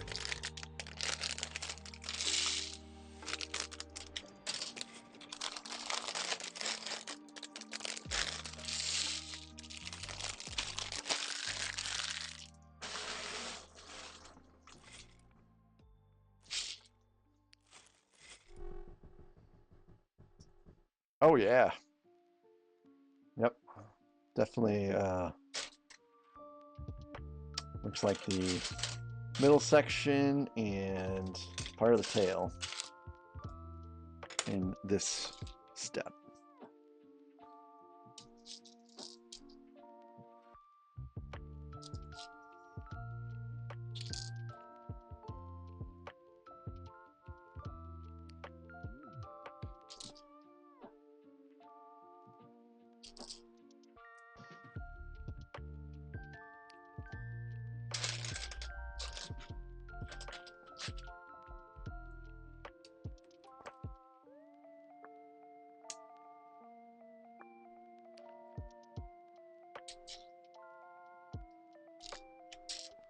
I really don't mind the Technic parts of the builds.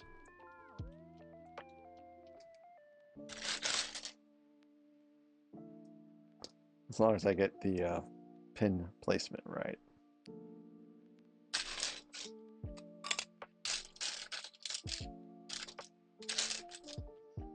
No, I need 6.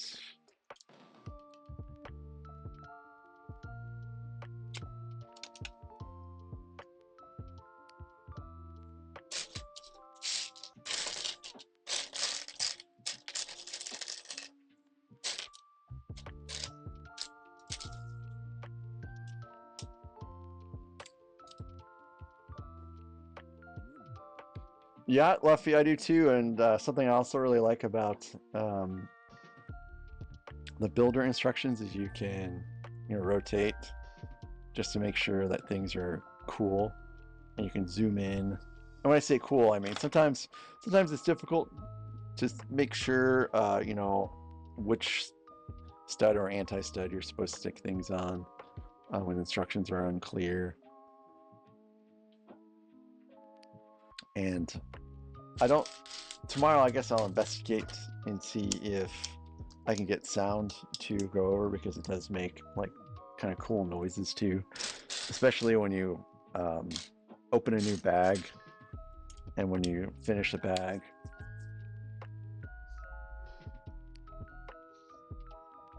Generally I try and use the builder app even for the older sets if I can, because it helps free up the desk. You don't have a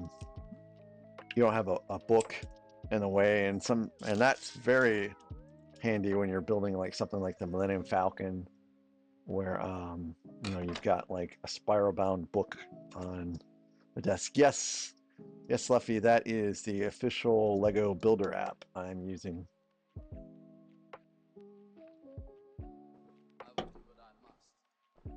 So far, it's had every single instruction for every single Lego set that I've tried to build. Although the older ones, they are not interactive. You can zoom, but it's not like a proper zoom.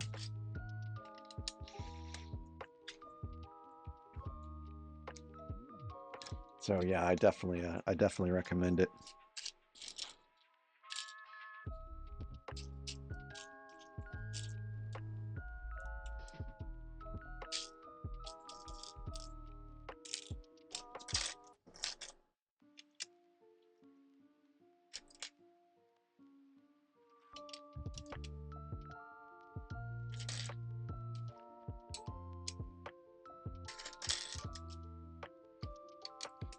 I saw someone incorporate the instructions like this into a speed build on YouTube, and that was pretty neat to see that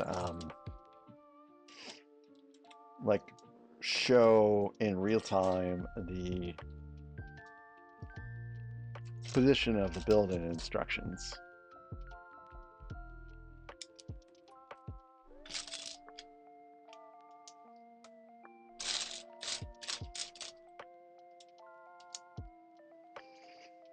One thing I'm hoping for is there is actually a misprint in the book, in the instructions somewhere, that people have been talking about on Reddit.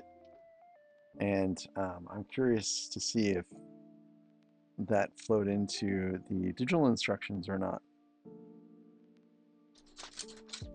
I can't remember specifically what step it's at, but from what I read,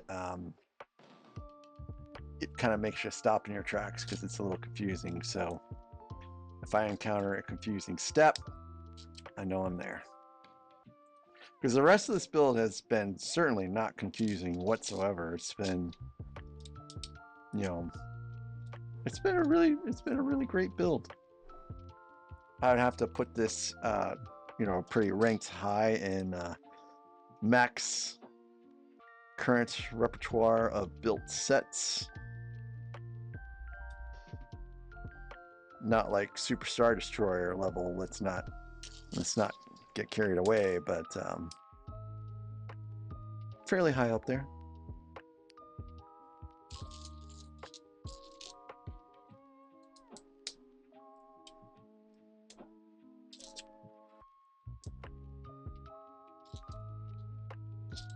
And that's what I'm hoping for too, Luffy, that someone fix it right away, because there's really no excuse not to fix it right away, because it's all digital. You know, with paper instructions, I don't think there's really a way you can just push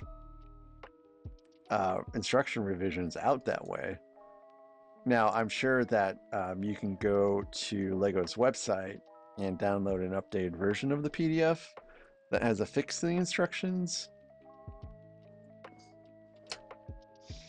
But so far as the paper ones go, you know, whatever misprints are in there will be there forever. Now, if someone buys this set like 2 years from now, it might be fixed in the instructions, sure, or whatever their turnaround time is for pushing the modifications. The instruction books are for sets that are currently in production. Like that's an interesting topic, actually. I wonder if they do push those changes to paper instructions, and at what point they roll them out. We need a Lego scholar in here.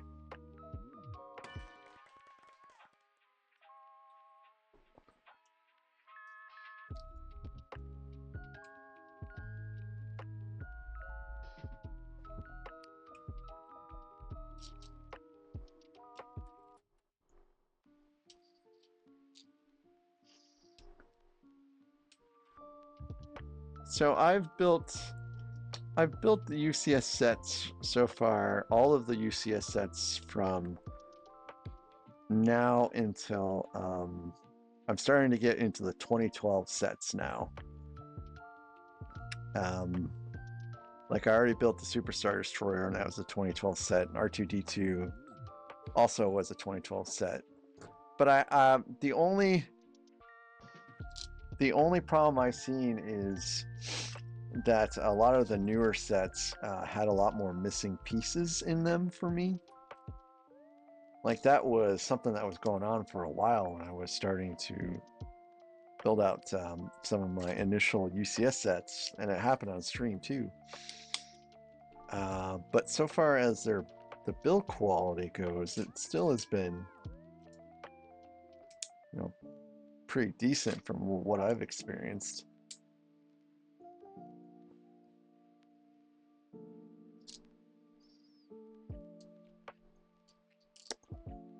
The Venator engines,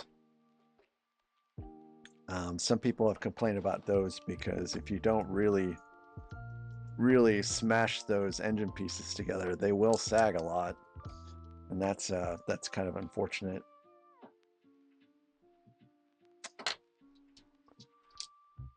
But other than that set's well. Also, another complaint about the Venator, which is actually a sound one, is it really should have like an interior. It would be, you know, just cool to have that. I guess it's not a must-have. But the Imperial Star Destroyer UCS set also does not have like a functional interior, and that was made in what? Gosh, that was a 2016 set, I think.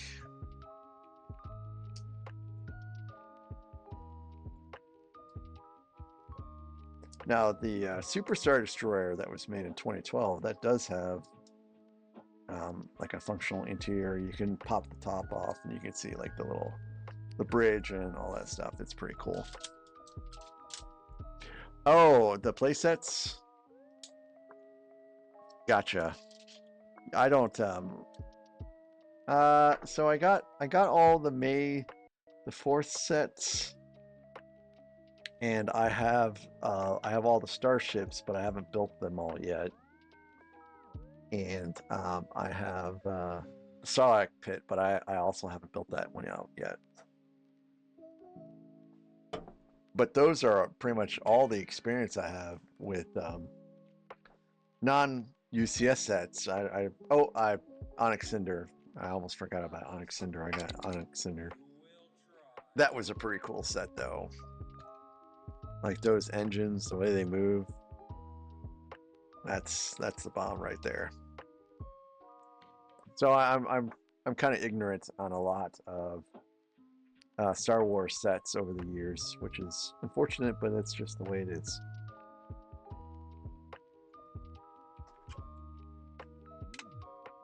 Man, if I had to go back and get a retired Star Wars set, what would it be? I think I would really like to get that turbo tank, the one that has Mace Windu in it. If I could just blow some money on a retired Star Wars set, that's the one that comes to mind.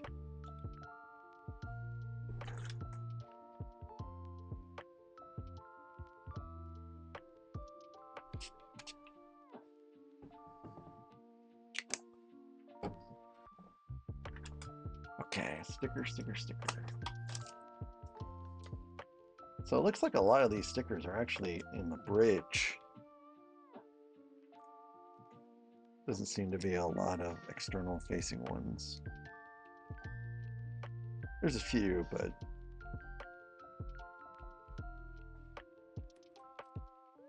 yeah, Luffy, I think that's the one. I don't know precisely which year it came out, but to me it looks like really, really cool.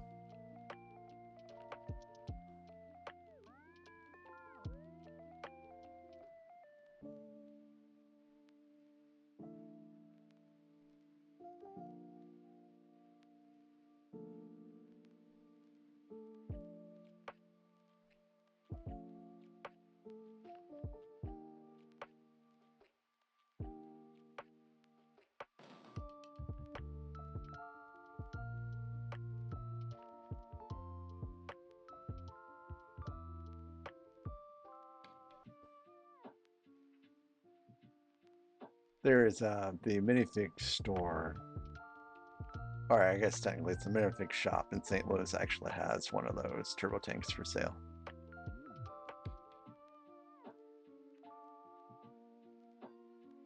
Or at least did the last time I checked.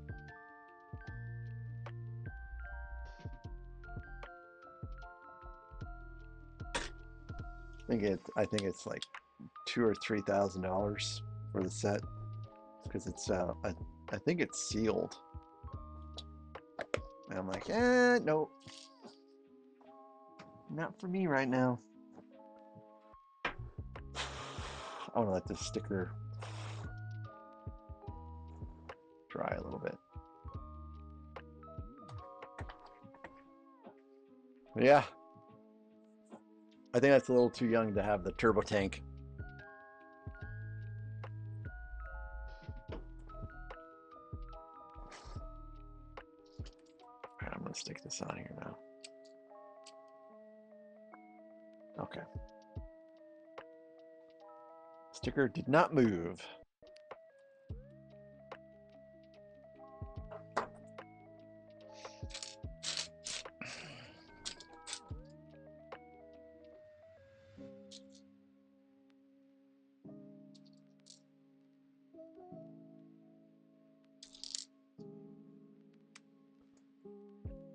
The MTT, the old MTT also looked pretty cool. I think the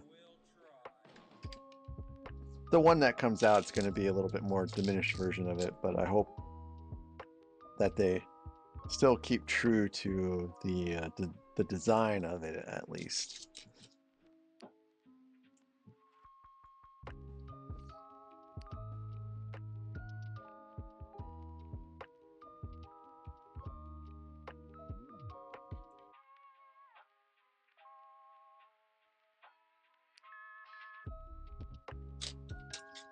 Ooh, these are pretty tall Technic pieces.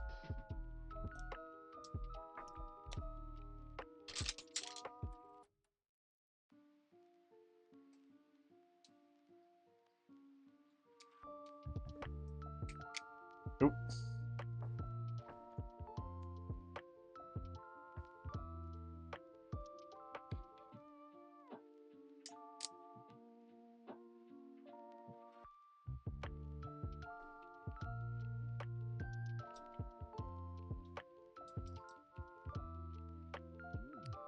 So earlier today, I was looking at. Sometimes I'll pull up Facebook Marketplace just to look and see what new sets are on sale. I don't. There's not really where I live. There's not really a lot of sets on Facebook Marketplace because I just live in a really small area. And I was like, wow, there's some sweet things on sale today, or people are selling some sweet things for pretty cheap. And then I realized that I was looking at Cleveland because I hadn't changed my location in Facebook Marketplace, so it went back to being like nothing after that. David Halls, he sounds familiar. I think I have seen that, yeah.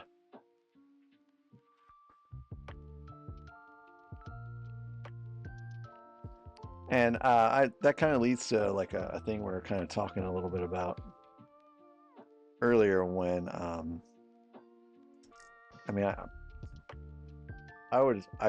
would feel compelled to build sets instead of sit on them, I guess.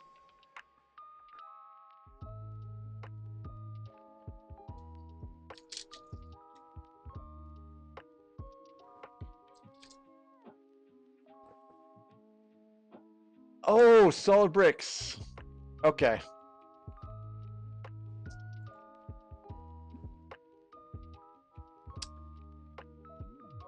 Yeah, I have seen his streams. I believe I've seen that stream. I've also seen I've been on some of his whatnot auctions too. Yeah, he's got a lot of stuff. Solid Bricks does.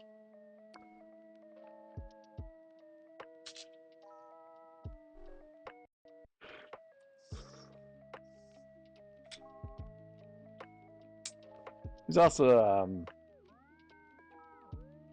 built some pretty massive mocks too, like the Battle for Geonosis, which I still see some people linking to it to this day, really. And then I kind of want to see what's going on with this Jedi Temple one.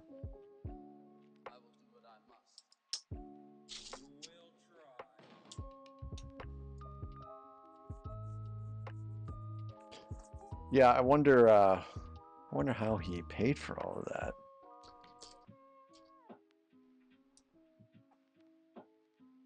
Because he had a fair amount of UCS gunships, and those are anywhere from $300 to $500 pop.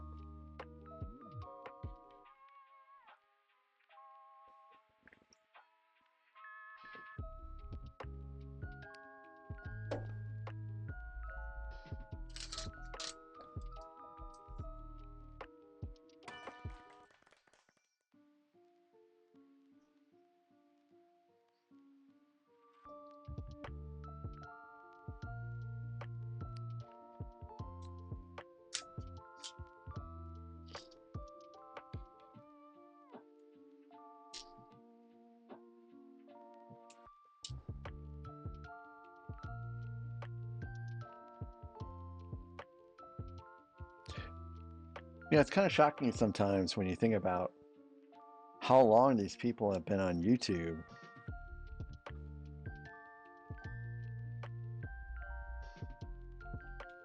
Hello there.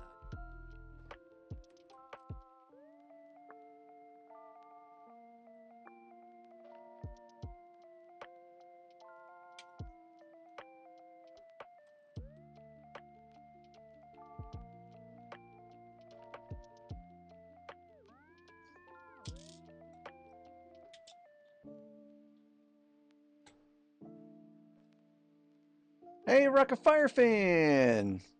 welcome back. It's been a little while since I've seen you. I hope you're doing well.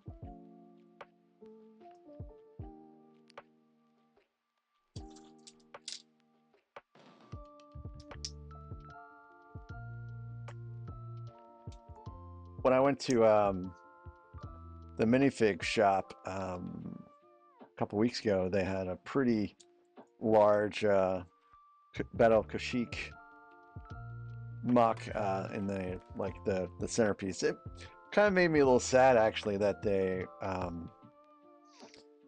replaced their magnificent Harry Potter mock, and I'm not like huge into Harry Potter Legos, as I've kind of said earlier, but I do have an appreciation for some of the sets, and like they had like the whole Quidditch arena, and they had the grounds, and they had the forest, and it was like this massive Harry Potter mock, and they just they got rid of it.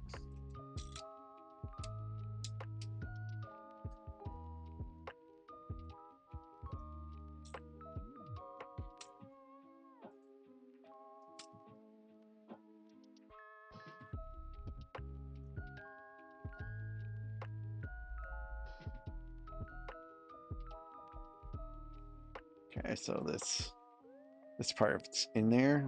I probably will have to build out the next side of it here in a second. So, Rocket Fire fan, what are you up to?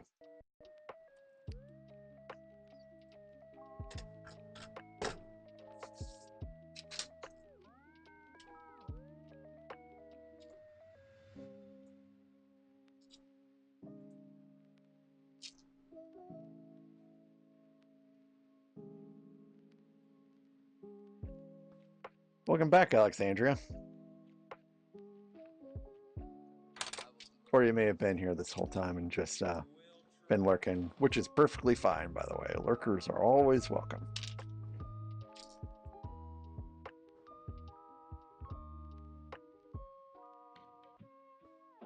Oh no. I just realized that my multi-chat has been set to YouTube this whole entire time and not Twitch. And what is going on with my mouse?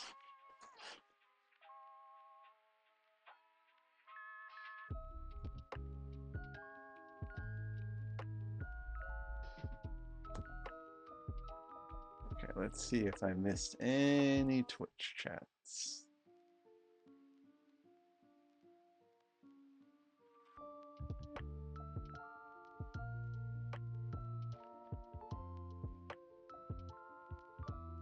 Nope. No Twitch chats.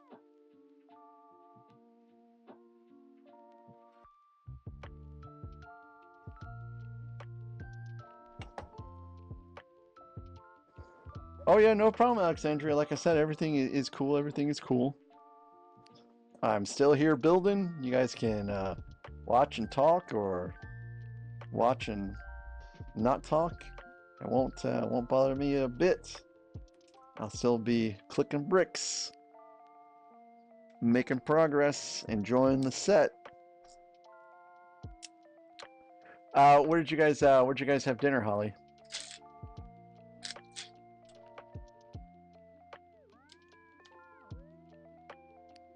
Hello there.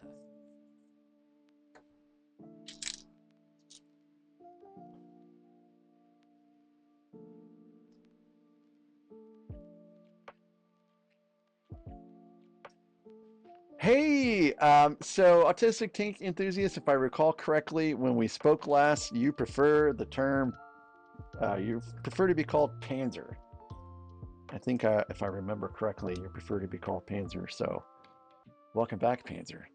And if I'm incorrect, let me know. Yes, I'm finally back in time, or back in town rather. After going on vacation and then taking a work trip.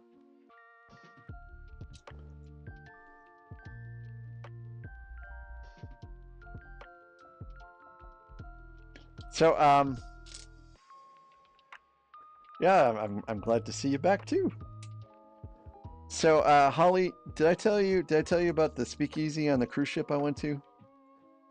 I know I told Zim, but I don't really know if I really talked about it in detail. If not, then I've got a story for everyone.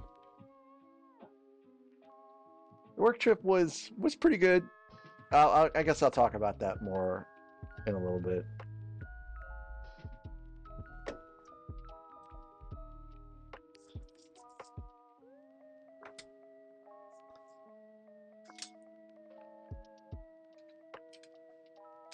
Ooh, the USS Montana. Well, the USS Montana is still a battleship, if I recall correctly. But does it have a larger tonnage than the other one? I can't remember. Okay, so I'll go ahead and tell the speakeasy story, and Zim can like tune out of this one, I guess, because Zim has heard about this story already.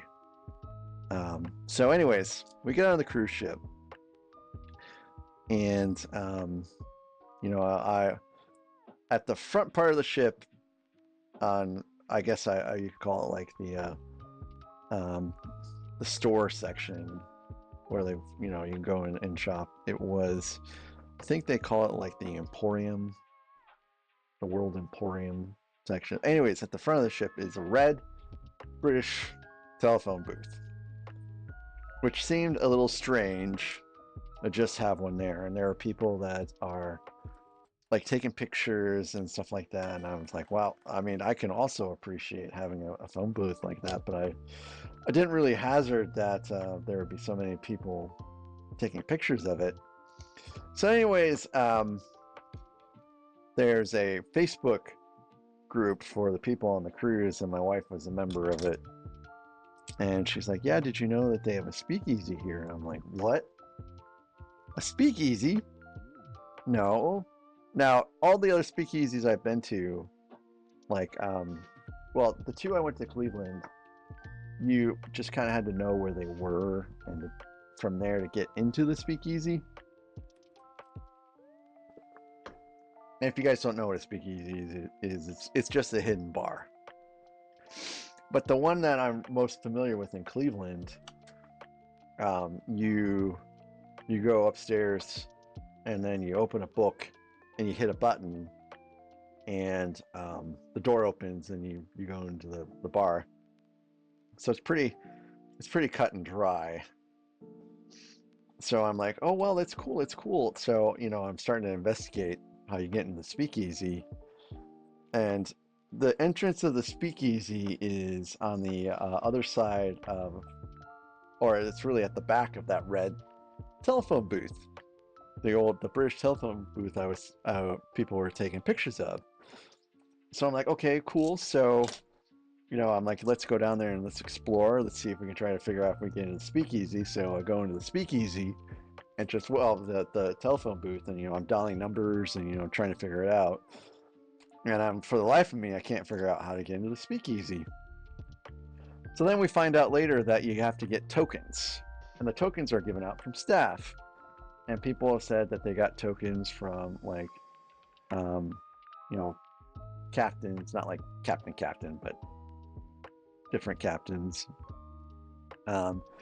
Tokens have been given out from bartenders, and, you know, people that have been tipped well have given out tokens. And I'm like, okay. So I went to, so I went to the first bar that was open, and I'm like, hey, can you give me any information on how I can get into the speakeasy? He's like, you know, he said, right person, right time. People who get tokens, it's right person, right time. And that's all he would tell me. I'm like, well, that means absolutely nothing to me. Like, do you have to be like hanging around speakeasy entrance, and, you know, someone's like, here you go? So I was really trying to figure that out. So anyways, later that night, we did a photo shoot. Like it was called Gala Night, and if you're not familiar with cruise ships, they have themed dress up days, like White Night or Caribbean Night, and this one was Gala Night. So we got into like our best looking clothes that we had, and it would be kind of neat to go to the speakeasy dressed in that and go, have some cocktails and stuff like that. But anyways, we had a photo shoot that night, and that took up pretty much the rest of the time, and then we had dinner after that. So we couldn't get into the speakeasy that day, and the next day we met with the photographer, and she showed us the prints and stuff like that, and she was just wondering what I was thinking about the cruise and all that stuff, and I was like, yeah, it's pretty nice, but I've been trying to get into the speakeasy and I can't find anyone that will give me tokens. And the photographer of all people whipped out 2 tokens and said, here you go. So that's what they mean by right people, right time. So on the back of the tokens, they're like just these metal tokens, and on the back is a QR code. And when you scan the QR code, it gives you a phone number that you call to make a reservation. And also the lady says, you have to have tokens to get in, and at the time of your appointment, you have to go in and call this number, and you have to give the secret code phrase. And when you give the secret code phrase, the door will open and you're in. So there was a lot of build up to getting in, and it sounded really cool, really neat. And so at the time of our appointment was 7, and at 6:55 my wife was not ready, and then at 6:56 she was ready, and so we had to go down 5 levels and then go all the way up to the front. So we get there at 6:59, and there is this giant line in front of this red telephone booth, and it was kind of chaotic, and people were not lined up in order of appointments. It was just whoever happened to show up. I know it's because I was like, hey, what time is your appointment time? And they're like, yeah, we're 7:30, and then it was 7:10, and then it was 7:45, and then it was 7:15. And so anyways, they were just letting people in. There was no getting into the phone booth and dialing the number and entering the secret code. It was just waiting until they had room to seat you. And so that part of it was just a little bit of a disappointment, but the rest of it was pretty cool because they led you into like the bowels of the ship, like where you would not be allowed to go at all unless you were with someone that was taking you down to the speakeasy. And they said, please do not wear high heels. So I left my high heels back in the room. No, I'm kidding. But yeah, the reason why you couldn't wear high heels is because it was like metal grating that we were all walking on because we were in the bowels of the ship, and that would not have worked out for anyone with high heels. So it was pretty cool. They had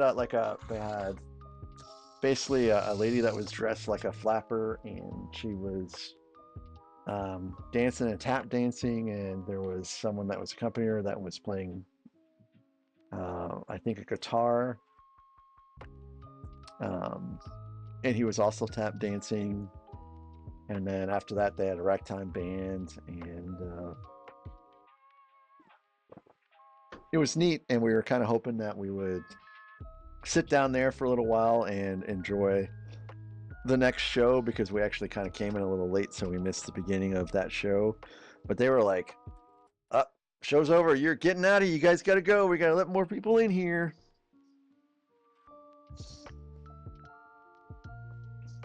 But it was still pretty cool. I would not rank it as my favorite speakeasy experience, though. Not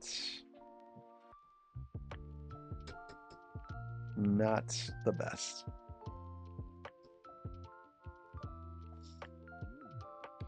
Yeah, yeah, and you know, technically we should have been at the front because no one else had a 7 o'clock appointment or reservation, I should say. But I didn't want to be that guy and raise a stink about it.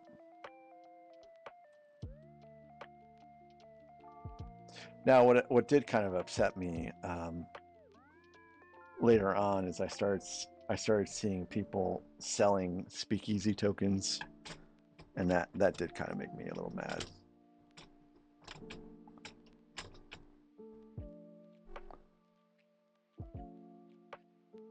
Like there's the tokens that they only give out, like I think a couple hundred tokens a day, which seems like a lot until you realize that there's like 5,400 people on the ship.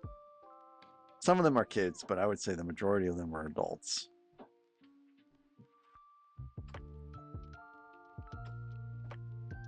So how they even got a second pair of tokens is just beyond me. Okay, so this is getting clipped in now, finally. And no issues. No technic stubbornness. All those scalpers out there, yeah. Yeah, you can't even escape them on a cruise ship, huh?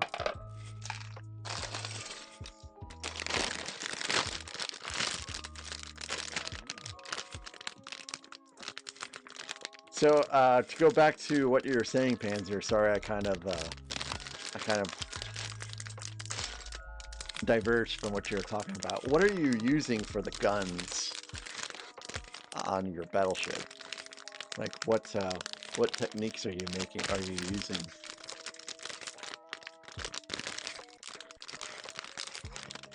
Boy, this bag doesn't want to open, does it?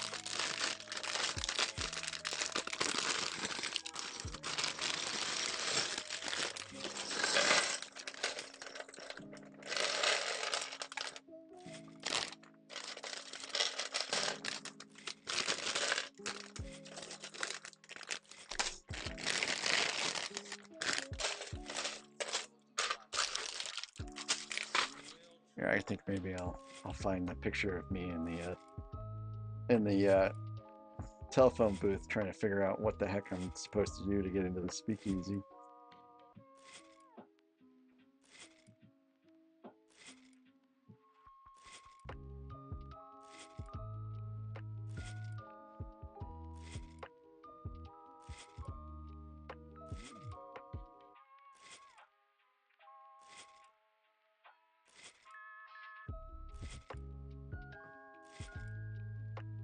So that's me in the phone booth trying to figure out how to get the door to open up on the other end.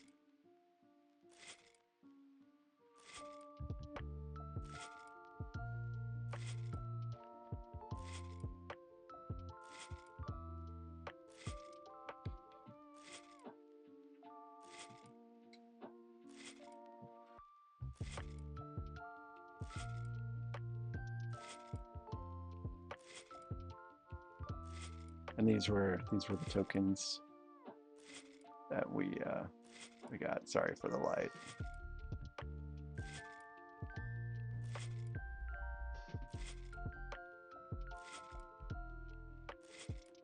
That's pretty cool, Panzer, the way you're building the guns.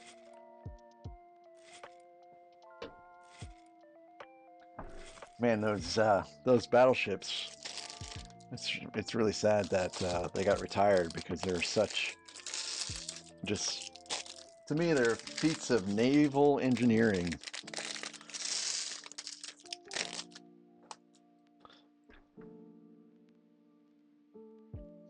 And they took the time to modernize a few of them. So it's like, why not just keep them around, you know?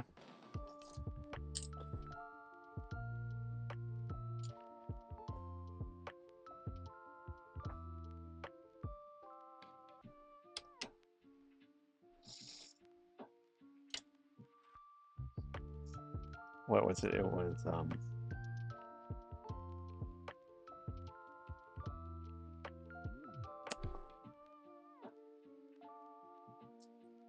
I know one of them was the Iowa that was modernized. I think it was the Missouri too.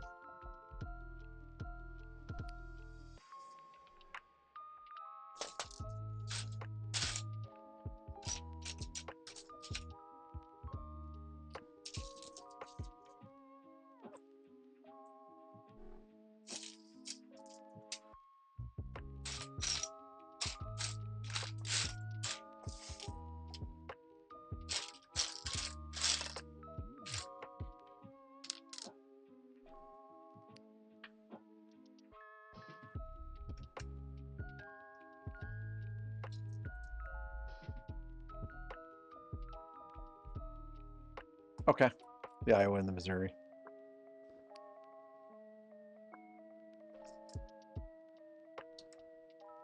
Neat. I'm finally. Oh no.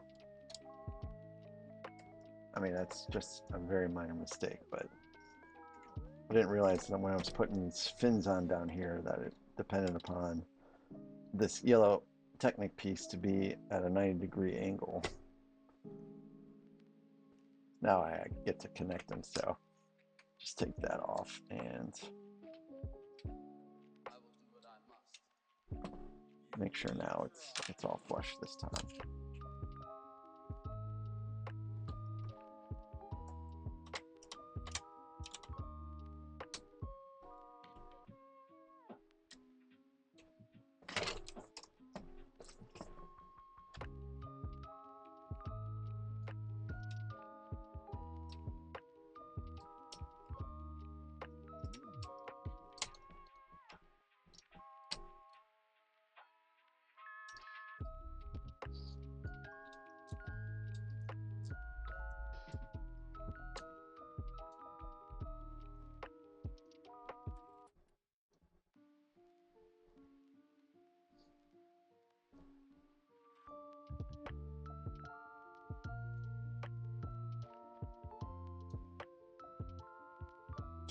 Yes, Greyhound.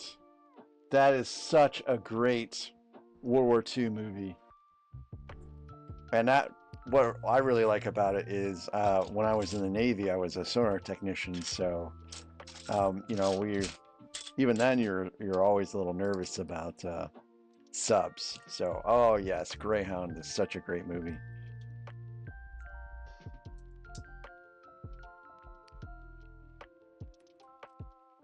I don't know if I'm pretty sure it's widely available now. I know at one point in time it was only on Apple. But absolutely, if you get a chance to watch Greyhound, I definitely would.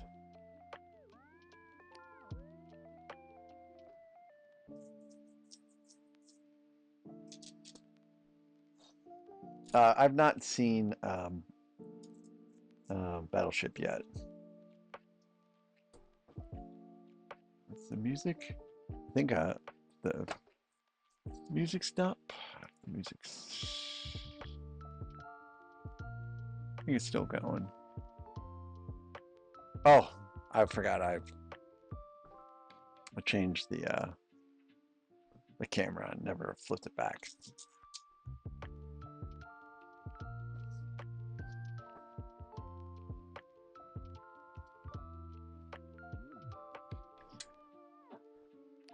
Yeah, some of the those older movies are also pretty good, like Das Boot. That was a pretty good military movie. I really liked Hunt for October. Naturally, we watched that a lot as sonar technicians when we were going through training, because they talk about SOSIS nets and stuff like that, which is what some of us were training to monitor. Yes, I was in the Navy from 95 to 99. Stationed on the USS Karen, which was a Spruance-class destroyer.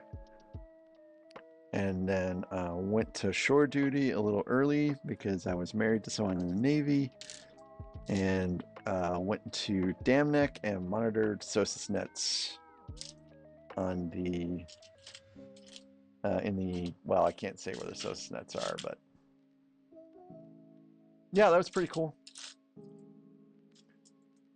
Oh, Holly, I also like apocalyptic movies. Oh yes, they are my favorite. I have seen quite a lot of them. Some of them I've noticed are way darker than others, though. Like The Road. The Road is a pretty dark post-apocalyptic movie.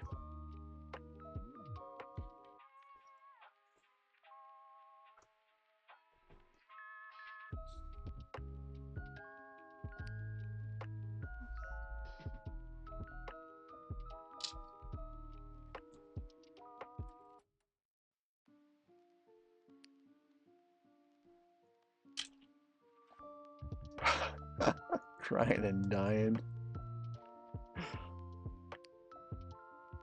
Well, I mean, you know, really what it is, it's just preparing for the future, right?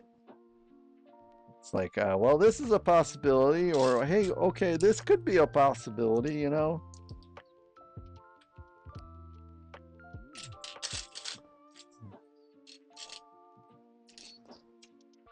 We may or may not have go bags for when things go south.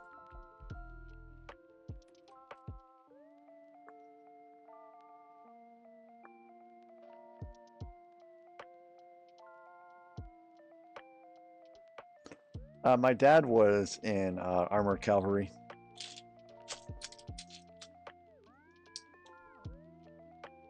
He was stationed in Germany and got to meet Vice President Bush,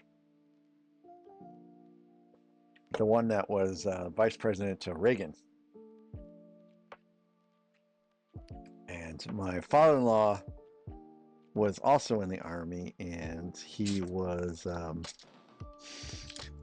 radio man for his platoon in Vietnam. He did several tours over there. So my wife is actually technically born in Germany. She was born in Landstuhl, Germany, where Stuttgart is.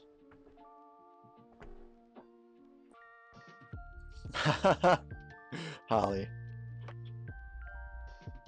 But I mean, you do more than that though, Holly. You help David, and you have cows that you have to take care of, and chickens you have to take care of, and you have us that you have to help take care of.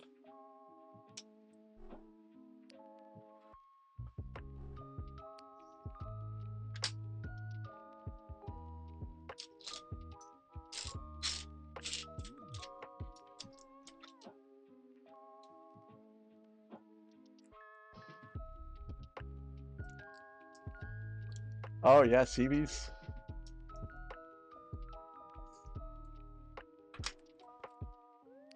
CBs are pretty legit.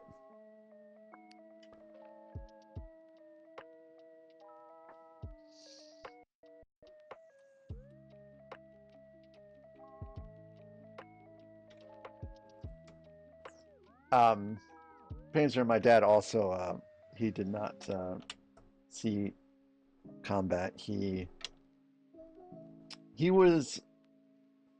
says he had some close calls with like the Cold War stuff, because he was stationed on the borders of like East Germany and stuff like that. But he also never saw combat. He was out of the army before the first Vietnam War, and he joined just after. I'm sorry. He joined just before the first Iraqi War, and he joined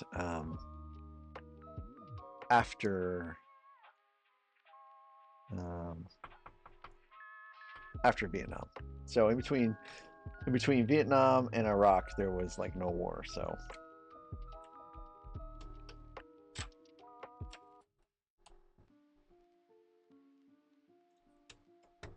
he did go to some neat places, though. He did go to some neat places. Yeah, my grandpa was in the Korean War, so it was army, and then, son, would you please join the army instead of the Navy? But you know, I went Navy.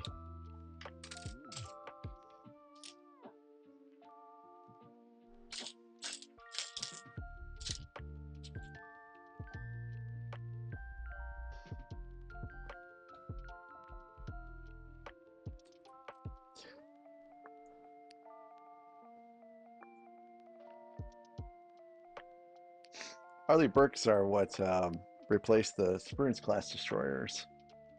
So they've got that guided missile system that's pretty cool. But if you're going to be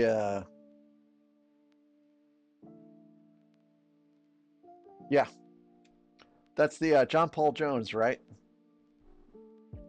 The one you're talking about?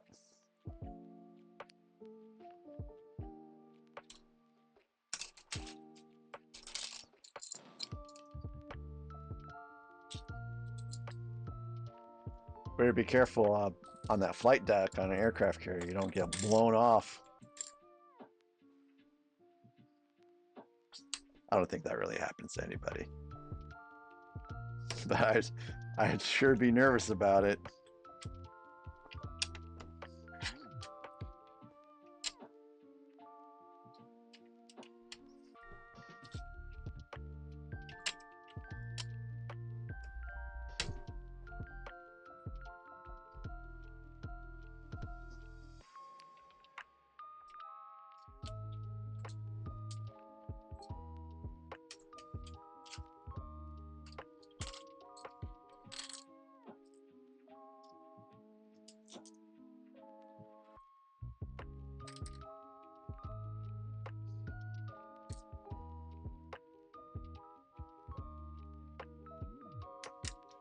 Yep.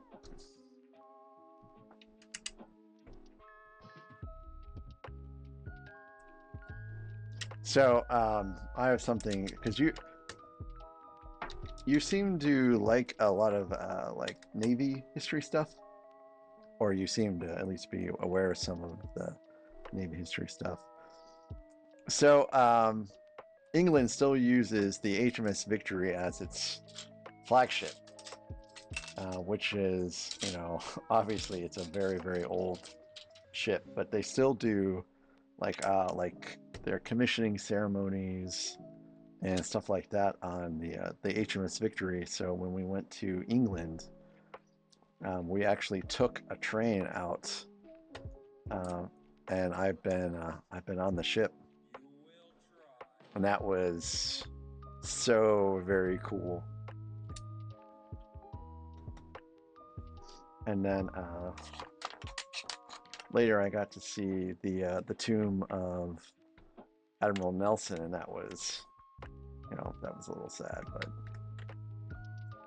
still kind of neat. So what did I do here? I think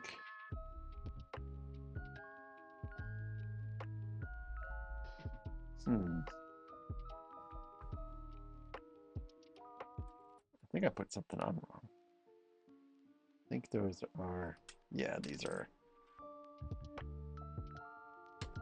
a little too far. These aren't far enough out. That's what I did there.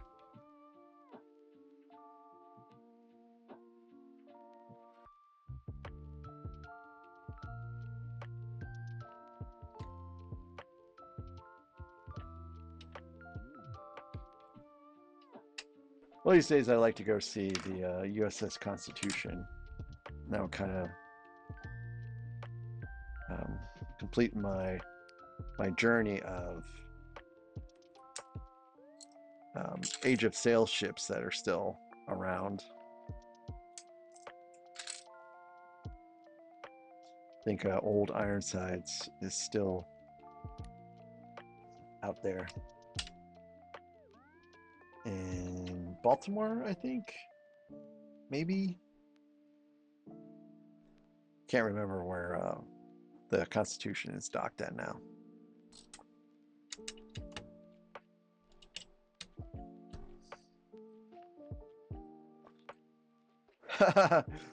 Yep, that's true.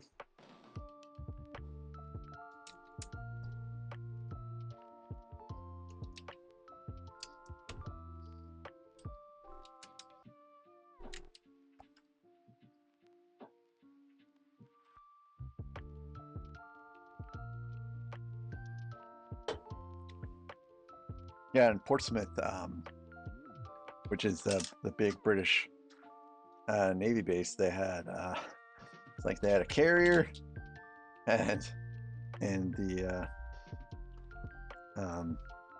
HMS Victory, and that was it. Everything else was out to sea at that point. So it's just kind of weird seeing carrier, wooden ship right next to each other. Not something that you would expect to see in modern times.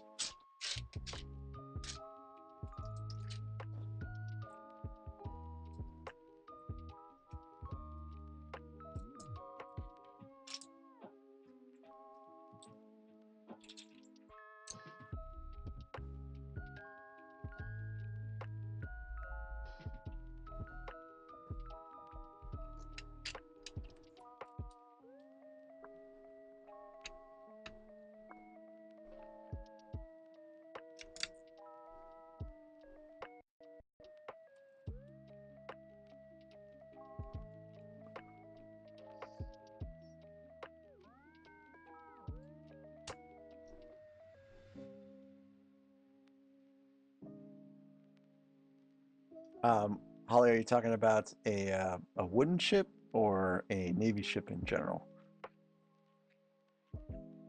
I will do what I must. You will try.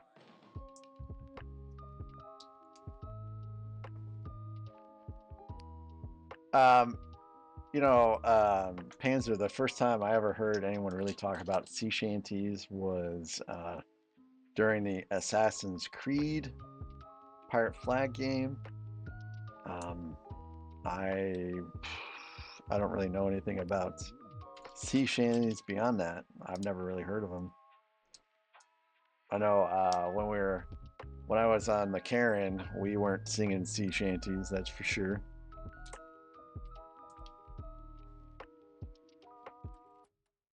They do have quite a few battleships out there that you can take tours of. I unfortunately have not been on one yet. I have been in a sub, and I've been on an aircraft carrier, and I've been on a destroyer, a cruiser, and a frigate, but I don't think I've been on a battleship yet, unfortunately.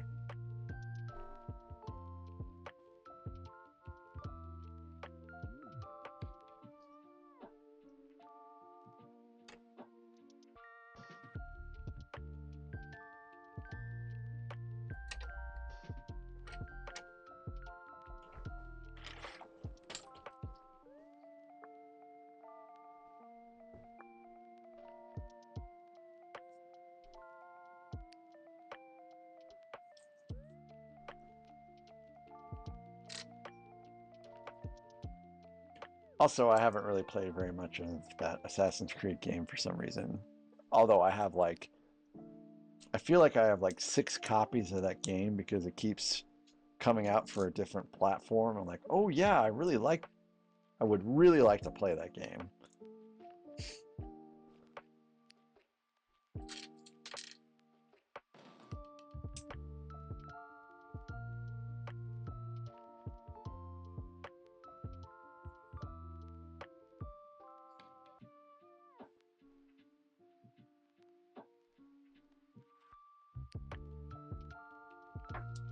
Yeah, being tall doesn't work very well in the Navy. Man, I wish I have never made it to New York City yet. My wife went there with some family, but I had to stay behind and babysit the pets, so I didn't get a chance to go. But we do talk about going back there. Maybe next year. We'll have to see if we can make it work out.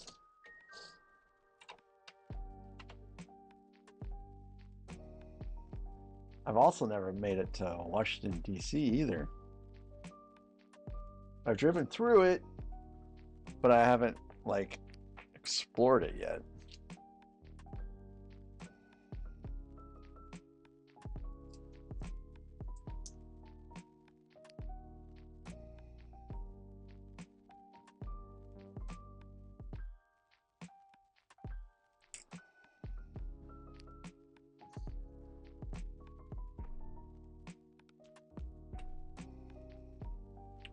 So we're starting to seal in the bottom part a little bit.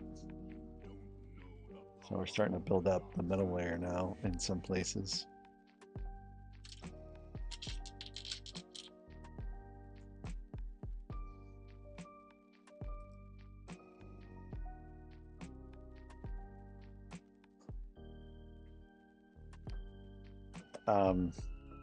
There's a lot of traffic around DC.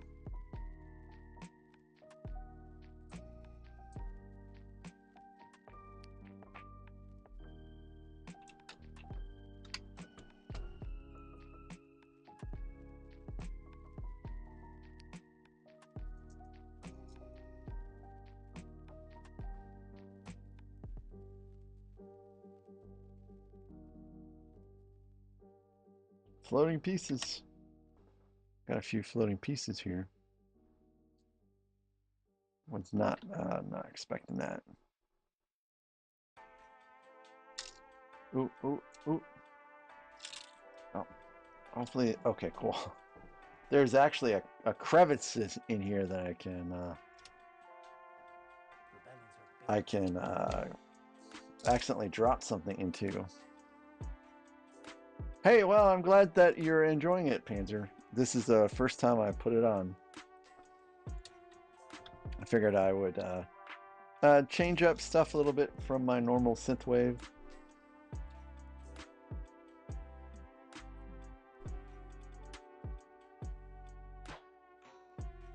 I still really like the synthwave, though.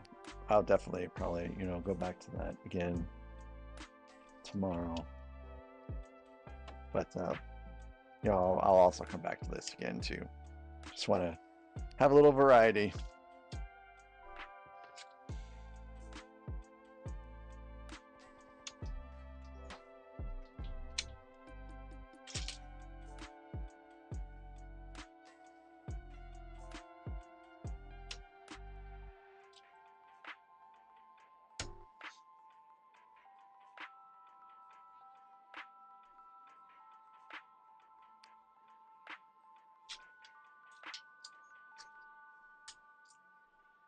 I think I underestimated how much time this is going to build.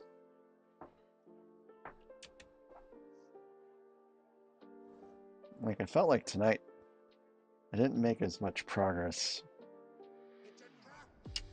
as last night. I'm not entirely sure what slowed me down.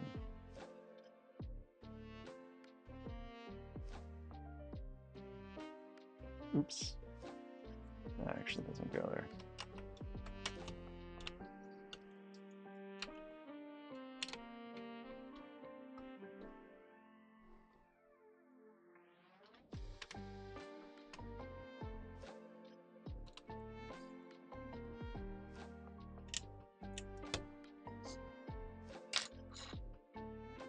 So I've actually been on an Apache helicopter. No, I'm sorry, not Apache. I've been on a Cobra helicopter,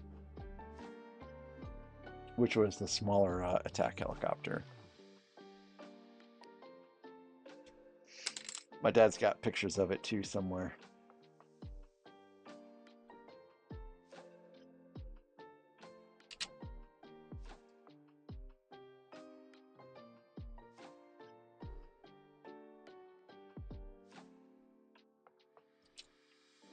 Of course, I don't remember the experience. I was pretty young.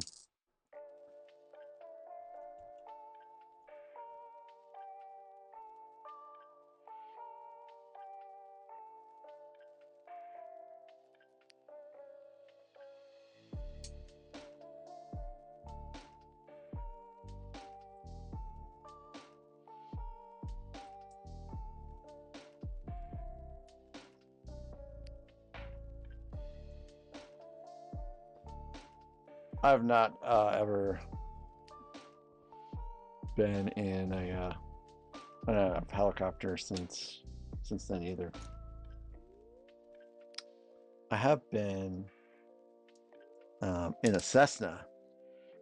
Actually, I got to fly a Cessna just a little bit, and that was still a little frightening. But that was my my buddy Brent. Rest in peace. He took me up in his Cessna and let me fly it around a little bit.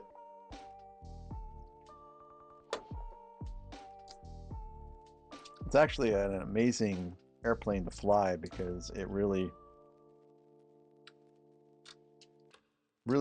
has I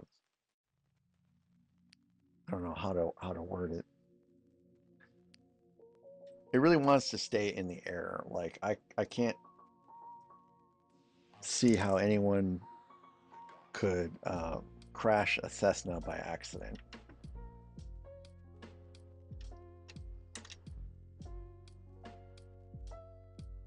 Mechanical failure, sure, but an accident with the Cessna, it just the plane likes to stay in the air. I mean, he was pushing the stick down and it would just level right back up. And he would twist it to the left and it would just level right back up. It was pretty cool to see it, you know, kind of almost like correct itself.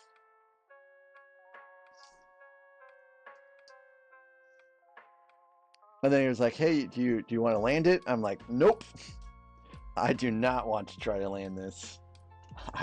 I don't think it's going to go very well for either of us if I try." And he wasn't serious about it, but he did.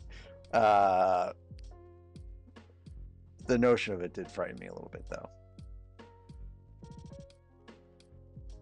Oh, good downforce? Okay.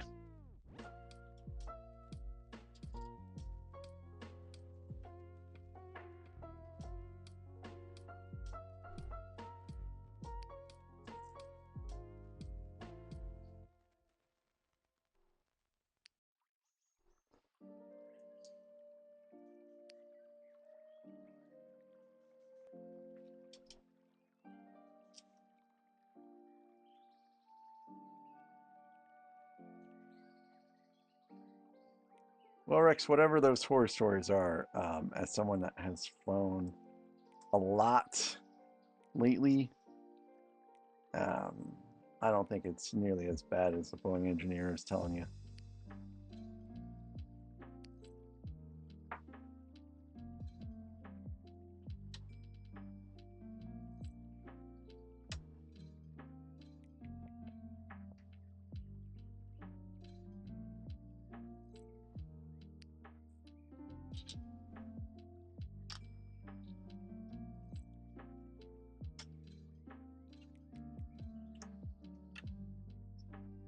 But I can understand. I can understand why you would stay away.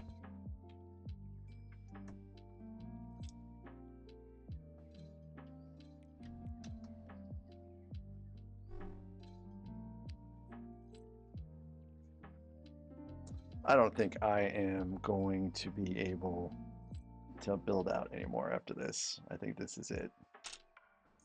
After I'm done, I'll have to get on early tomorrow because I'm just getting sleepy and the mistakes are happening.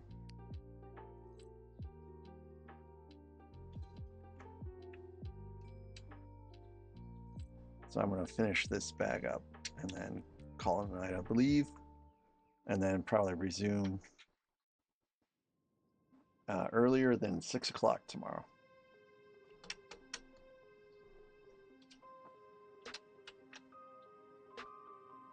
Because I am finishing this set tomorrow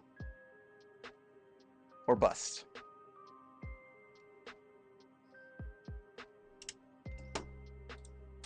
Ooh. Yeah, it really is.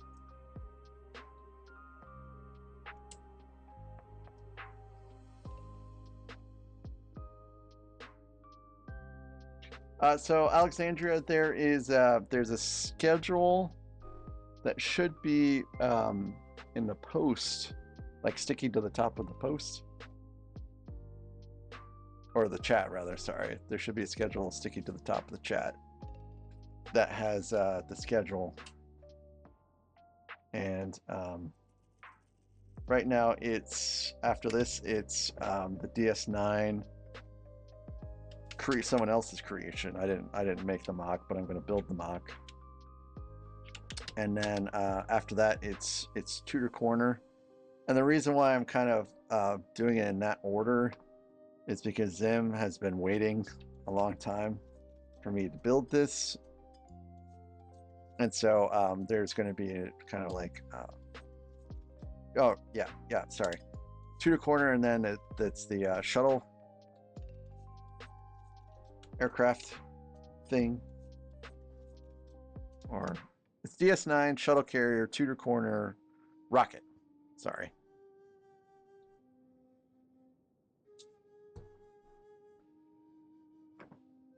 So it will be coming up here pretty shortly. It'll be fun. Looking forward to it.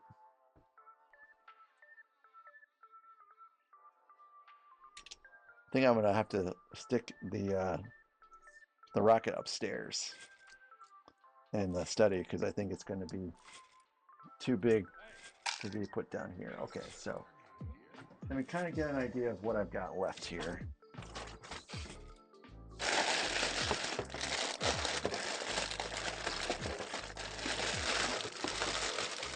I have a lot left.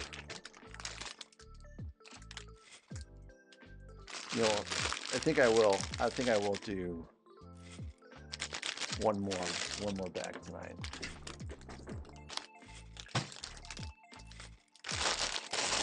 It's a small one, so let's get it done. Oh, yeah, sorry, Holly, I interrupted your perfect timing. I'm gonna build out 12. I'm gonna build out 12 and then call it a night.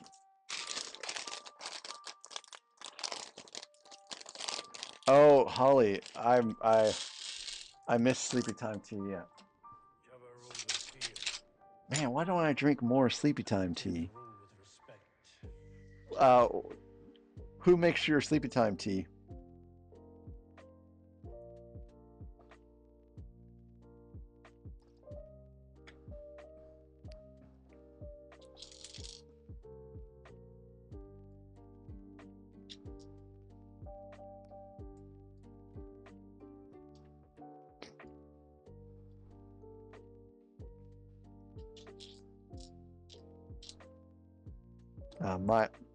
The current one I have is by Tea Pigs, and it really is. It's very, very, very tasty.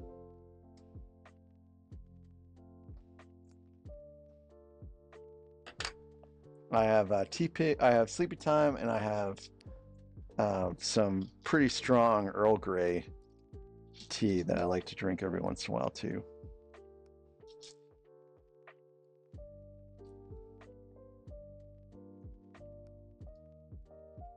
Okay, Buddha blend. My tea? I drink my tea hot.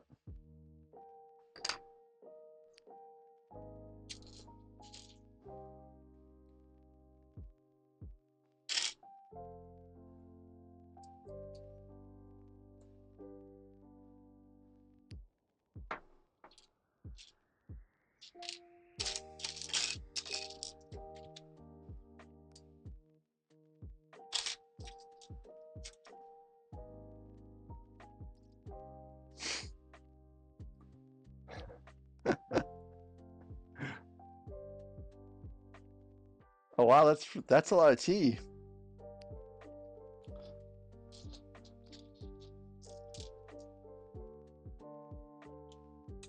I think I might have some licorice tea too.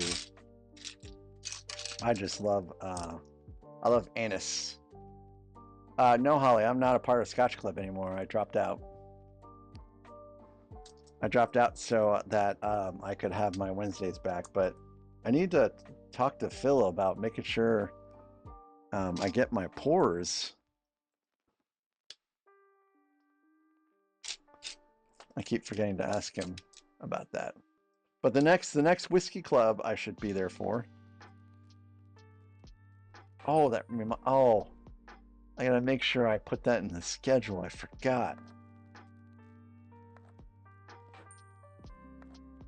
I'll have to make I think I'll have to make a small adjustment to the schedule so I can make it to the whiskey club. I think I'm still on the email, and I think I'm still in the chat. I'm just lurking in the chat. You know, I should have been evicted by now. And for those of you that are watching, it is exactly what it sounds like. We are in a club that serves different types of whiskey every first Wednesday of the month. Some good pours. You wouldn't think a town that the size of mine would have a whiskey club, but here we are. I'm grateful for it.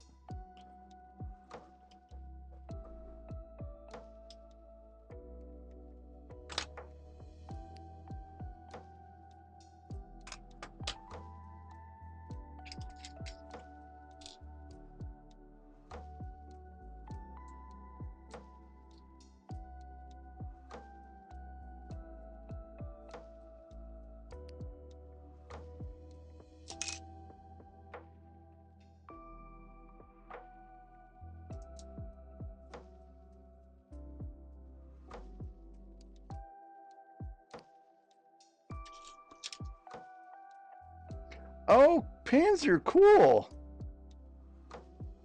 Yeah, we've got a mock section there, so please do post your battleship. I will be really love to see how it looks. Yeah.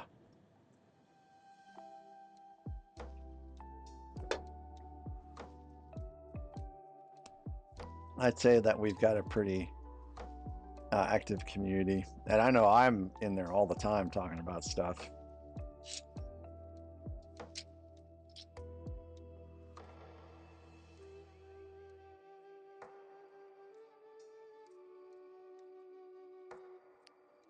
Hey, Alexandra, are you still there?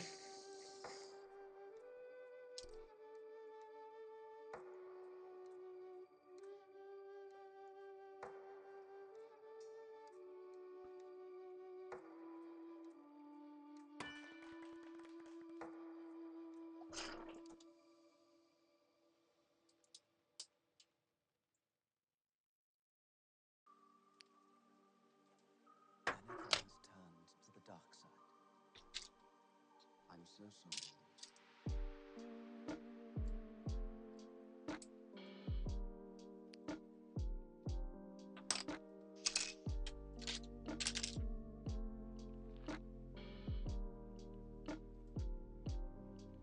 So treads, those are made from like the little pieces that clip in together, I assume. I built some treads on the Sandcrawler, and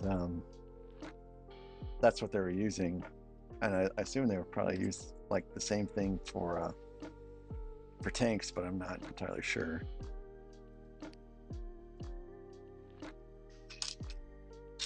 I don't even know what to call the pieces, or the first time I saw the pieces. And I'm a newbie to Lego anyways. There's a lot that I don't know the names of.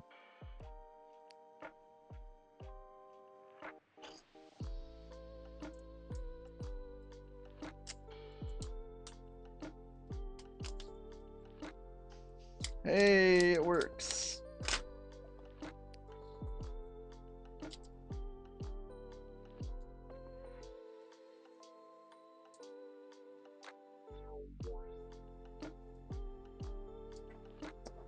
And that actually goes into the second pin from the bottom. So it functions like it should.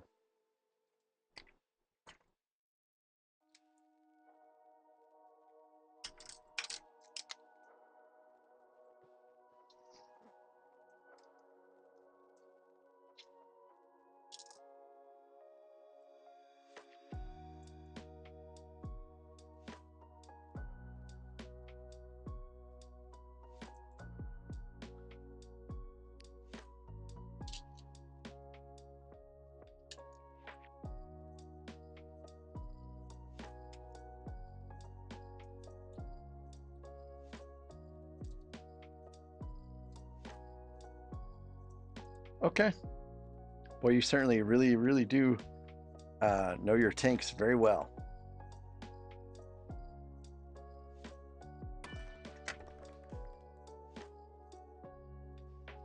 Okay. So let's kind of zoom out here a little bit.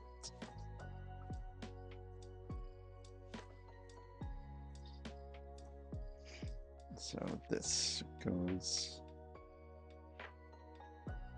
this way.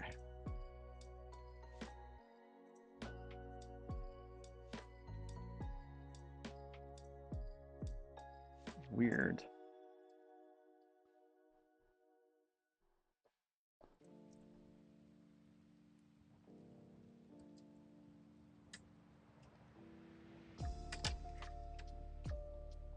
Okay, so that's kind of in there. I mean, it's really janky right now, though. Like, I definitely need to put in some pieces to help connect these together. All right, things are not quite so janky anymore.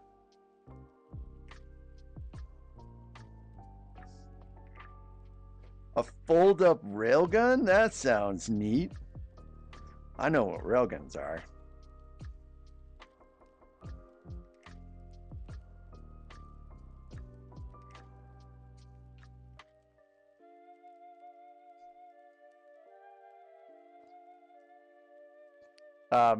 So Panzer Rex, amongst Legos, he's also a gun collector, so he knows a fair amount about firearms as well.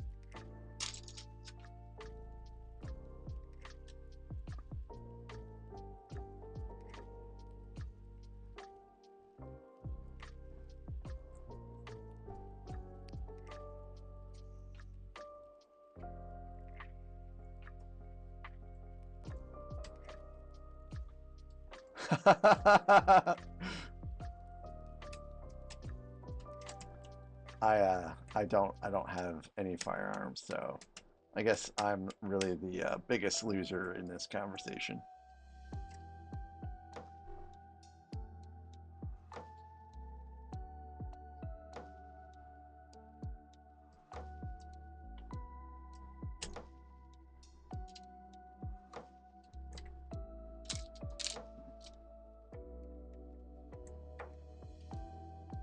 Or do I not have any firearms?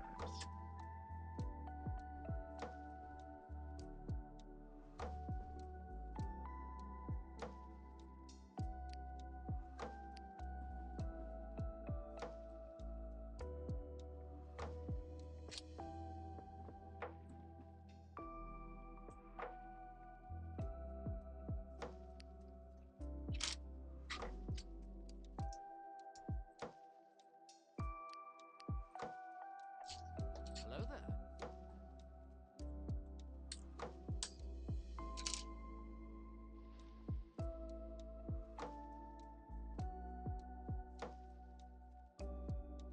Oops.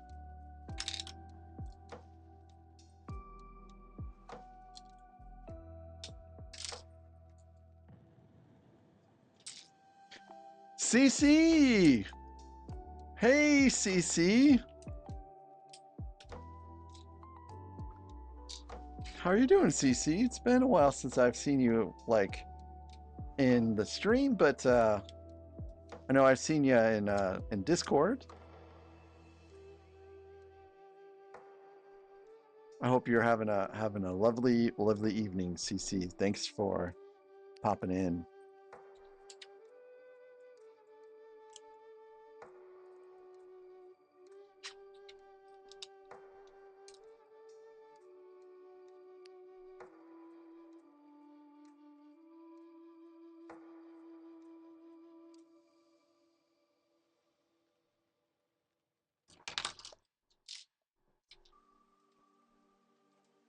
Anakin has turned to the dark side. I'm so sorry.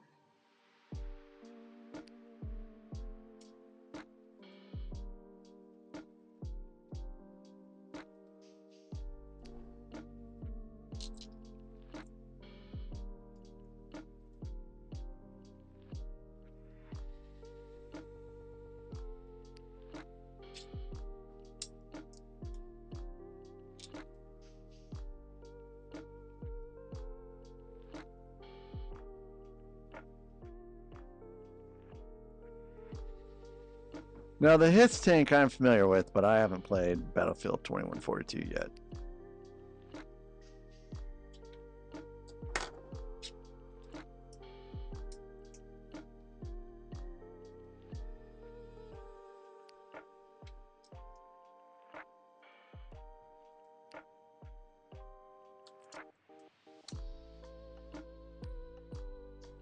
Man, I had one piece left. I was like, please, please, please, don't have missed putting this piece on somewhere. I don't think I could take having to figure out where I missed a piece, but we're good. The piece was there for me to find.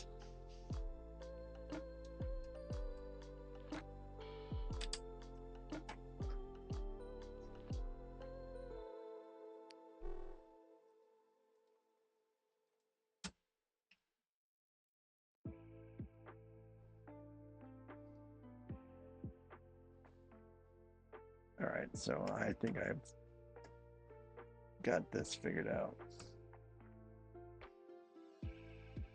Don't really like how this is, though.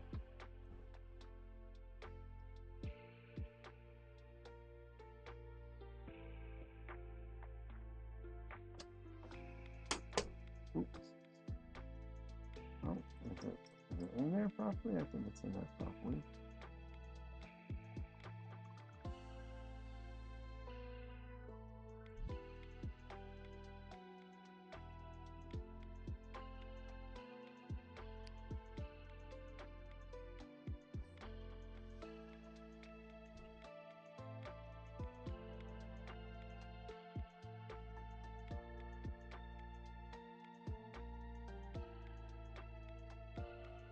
I think that's on there. Yep, so when I push the lever up, it goes down. So that is the intended action, I believe. Well, CC, it's a new release set, CC, so I'm confident you'll have plenty of opportunity and time to get it. And when you get this set, you will enjoy building it. I guarantee it. So, yeah, we are done for the night because I'm tired. So this is where we're at right now. So when we started tonight, all we had was like built to pretty much just this first like level here.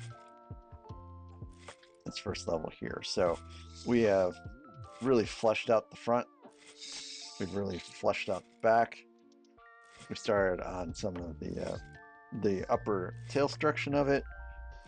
We put on the fins. We got fins again. And we have, I think this is a hatch door that, you know, appropriately moves down and up. So tomorrow, we've got 13.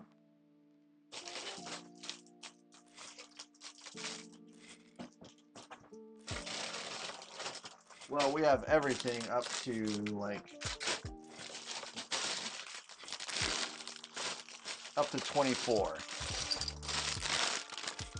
So tomorrow will be a long day. But that's all right because I don't have anything else going on tomorrow. Well, that's a lie. I do have some things going on tomorrow. I have to do some more weeding. It feels like I'm weeding every year. Like the preen does nothing. So I'm gonna start with these bags for tomorrow and then go from there. All right, guys. Thank you very much for joining in and talking.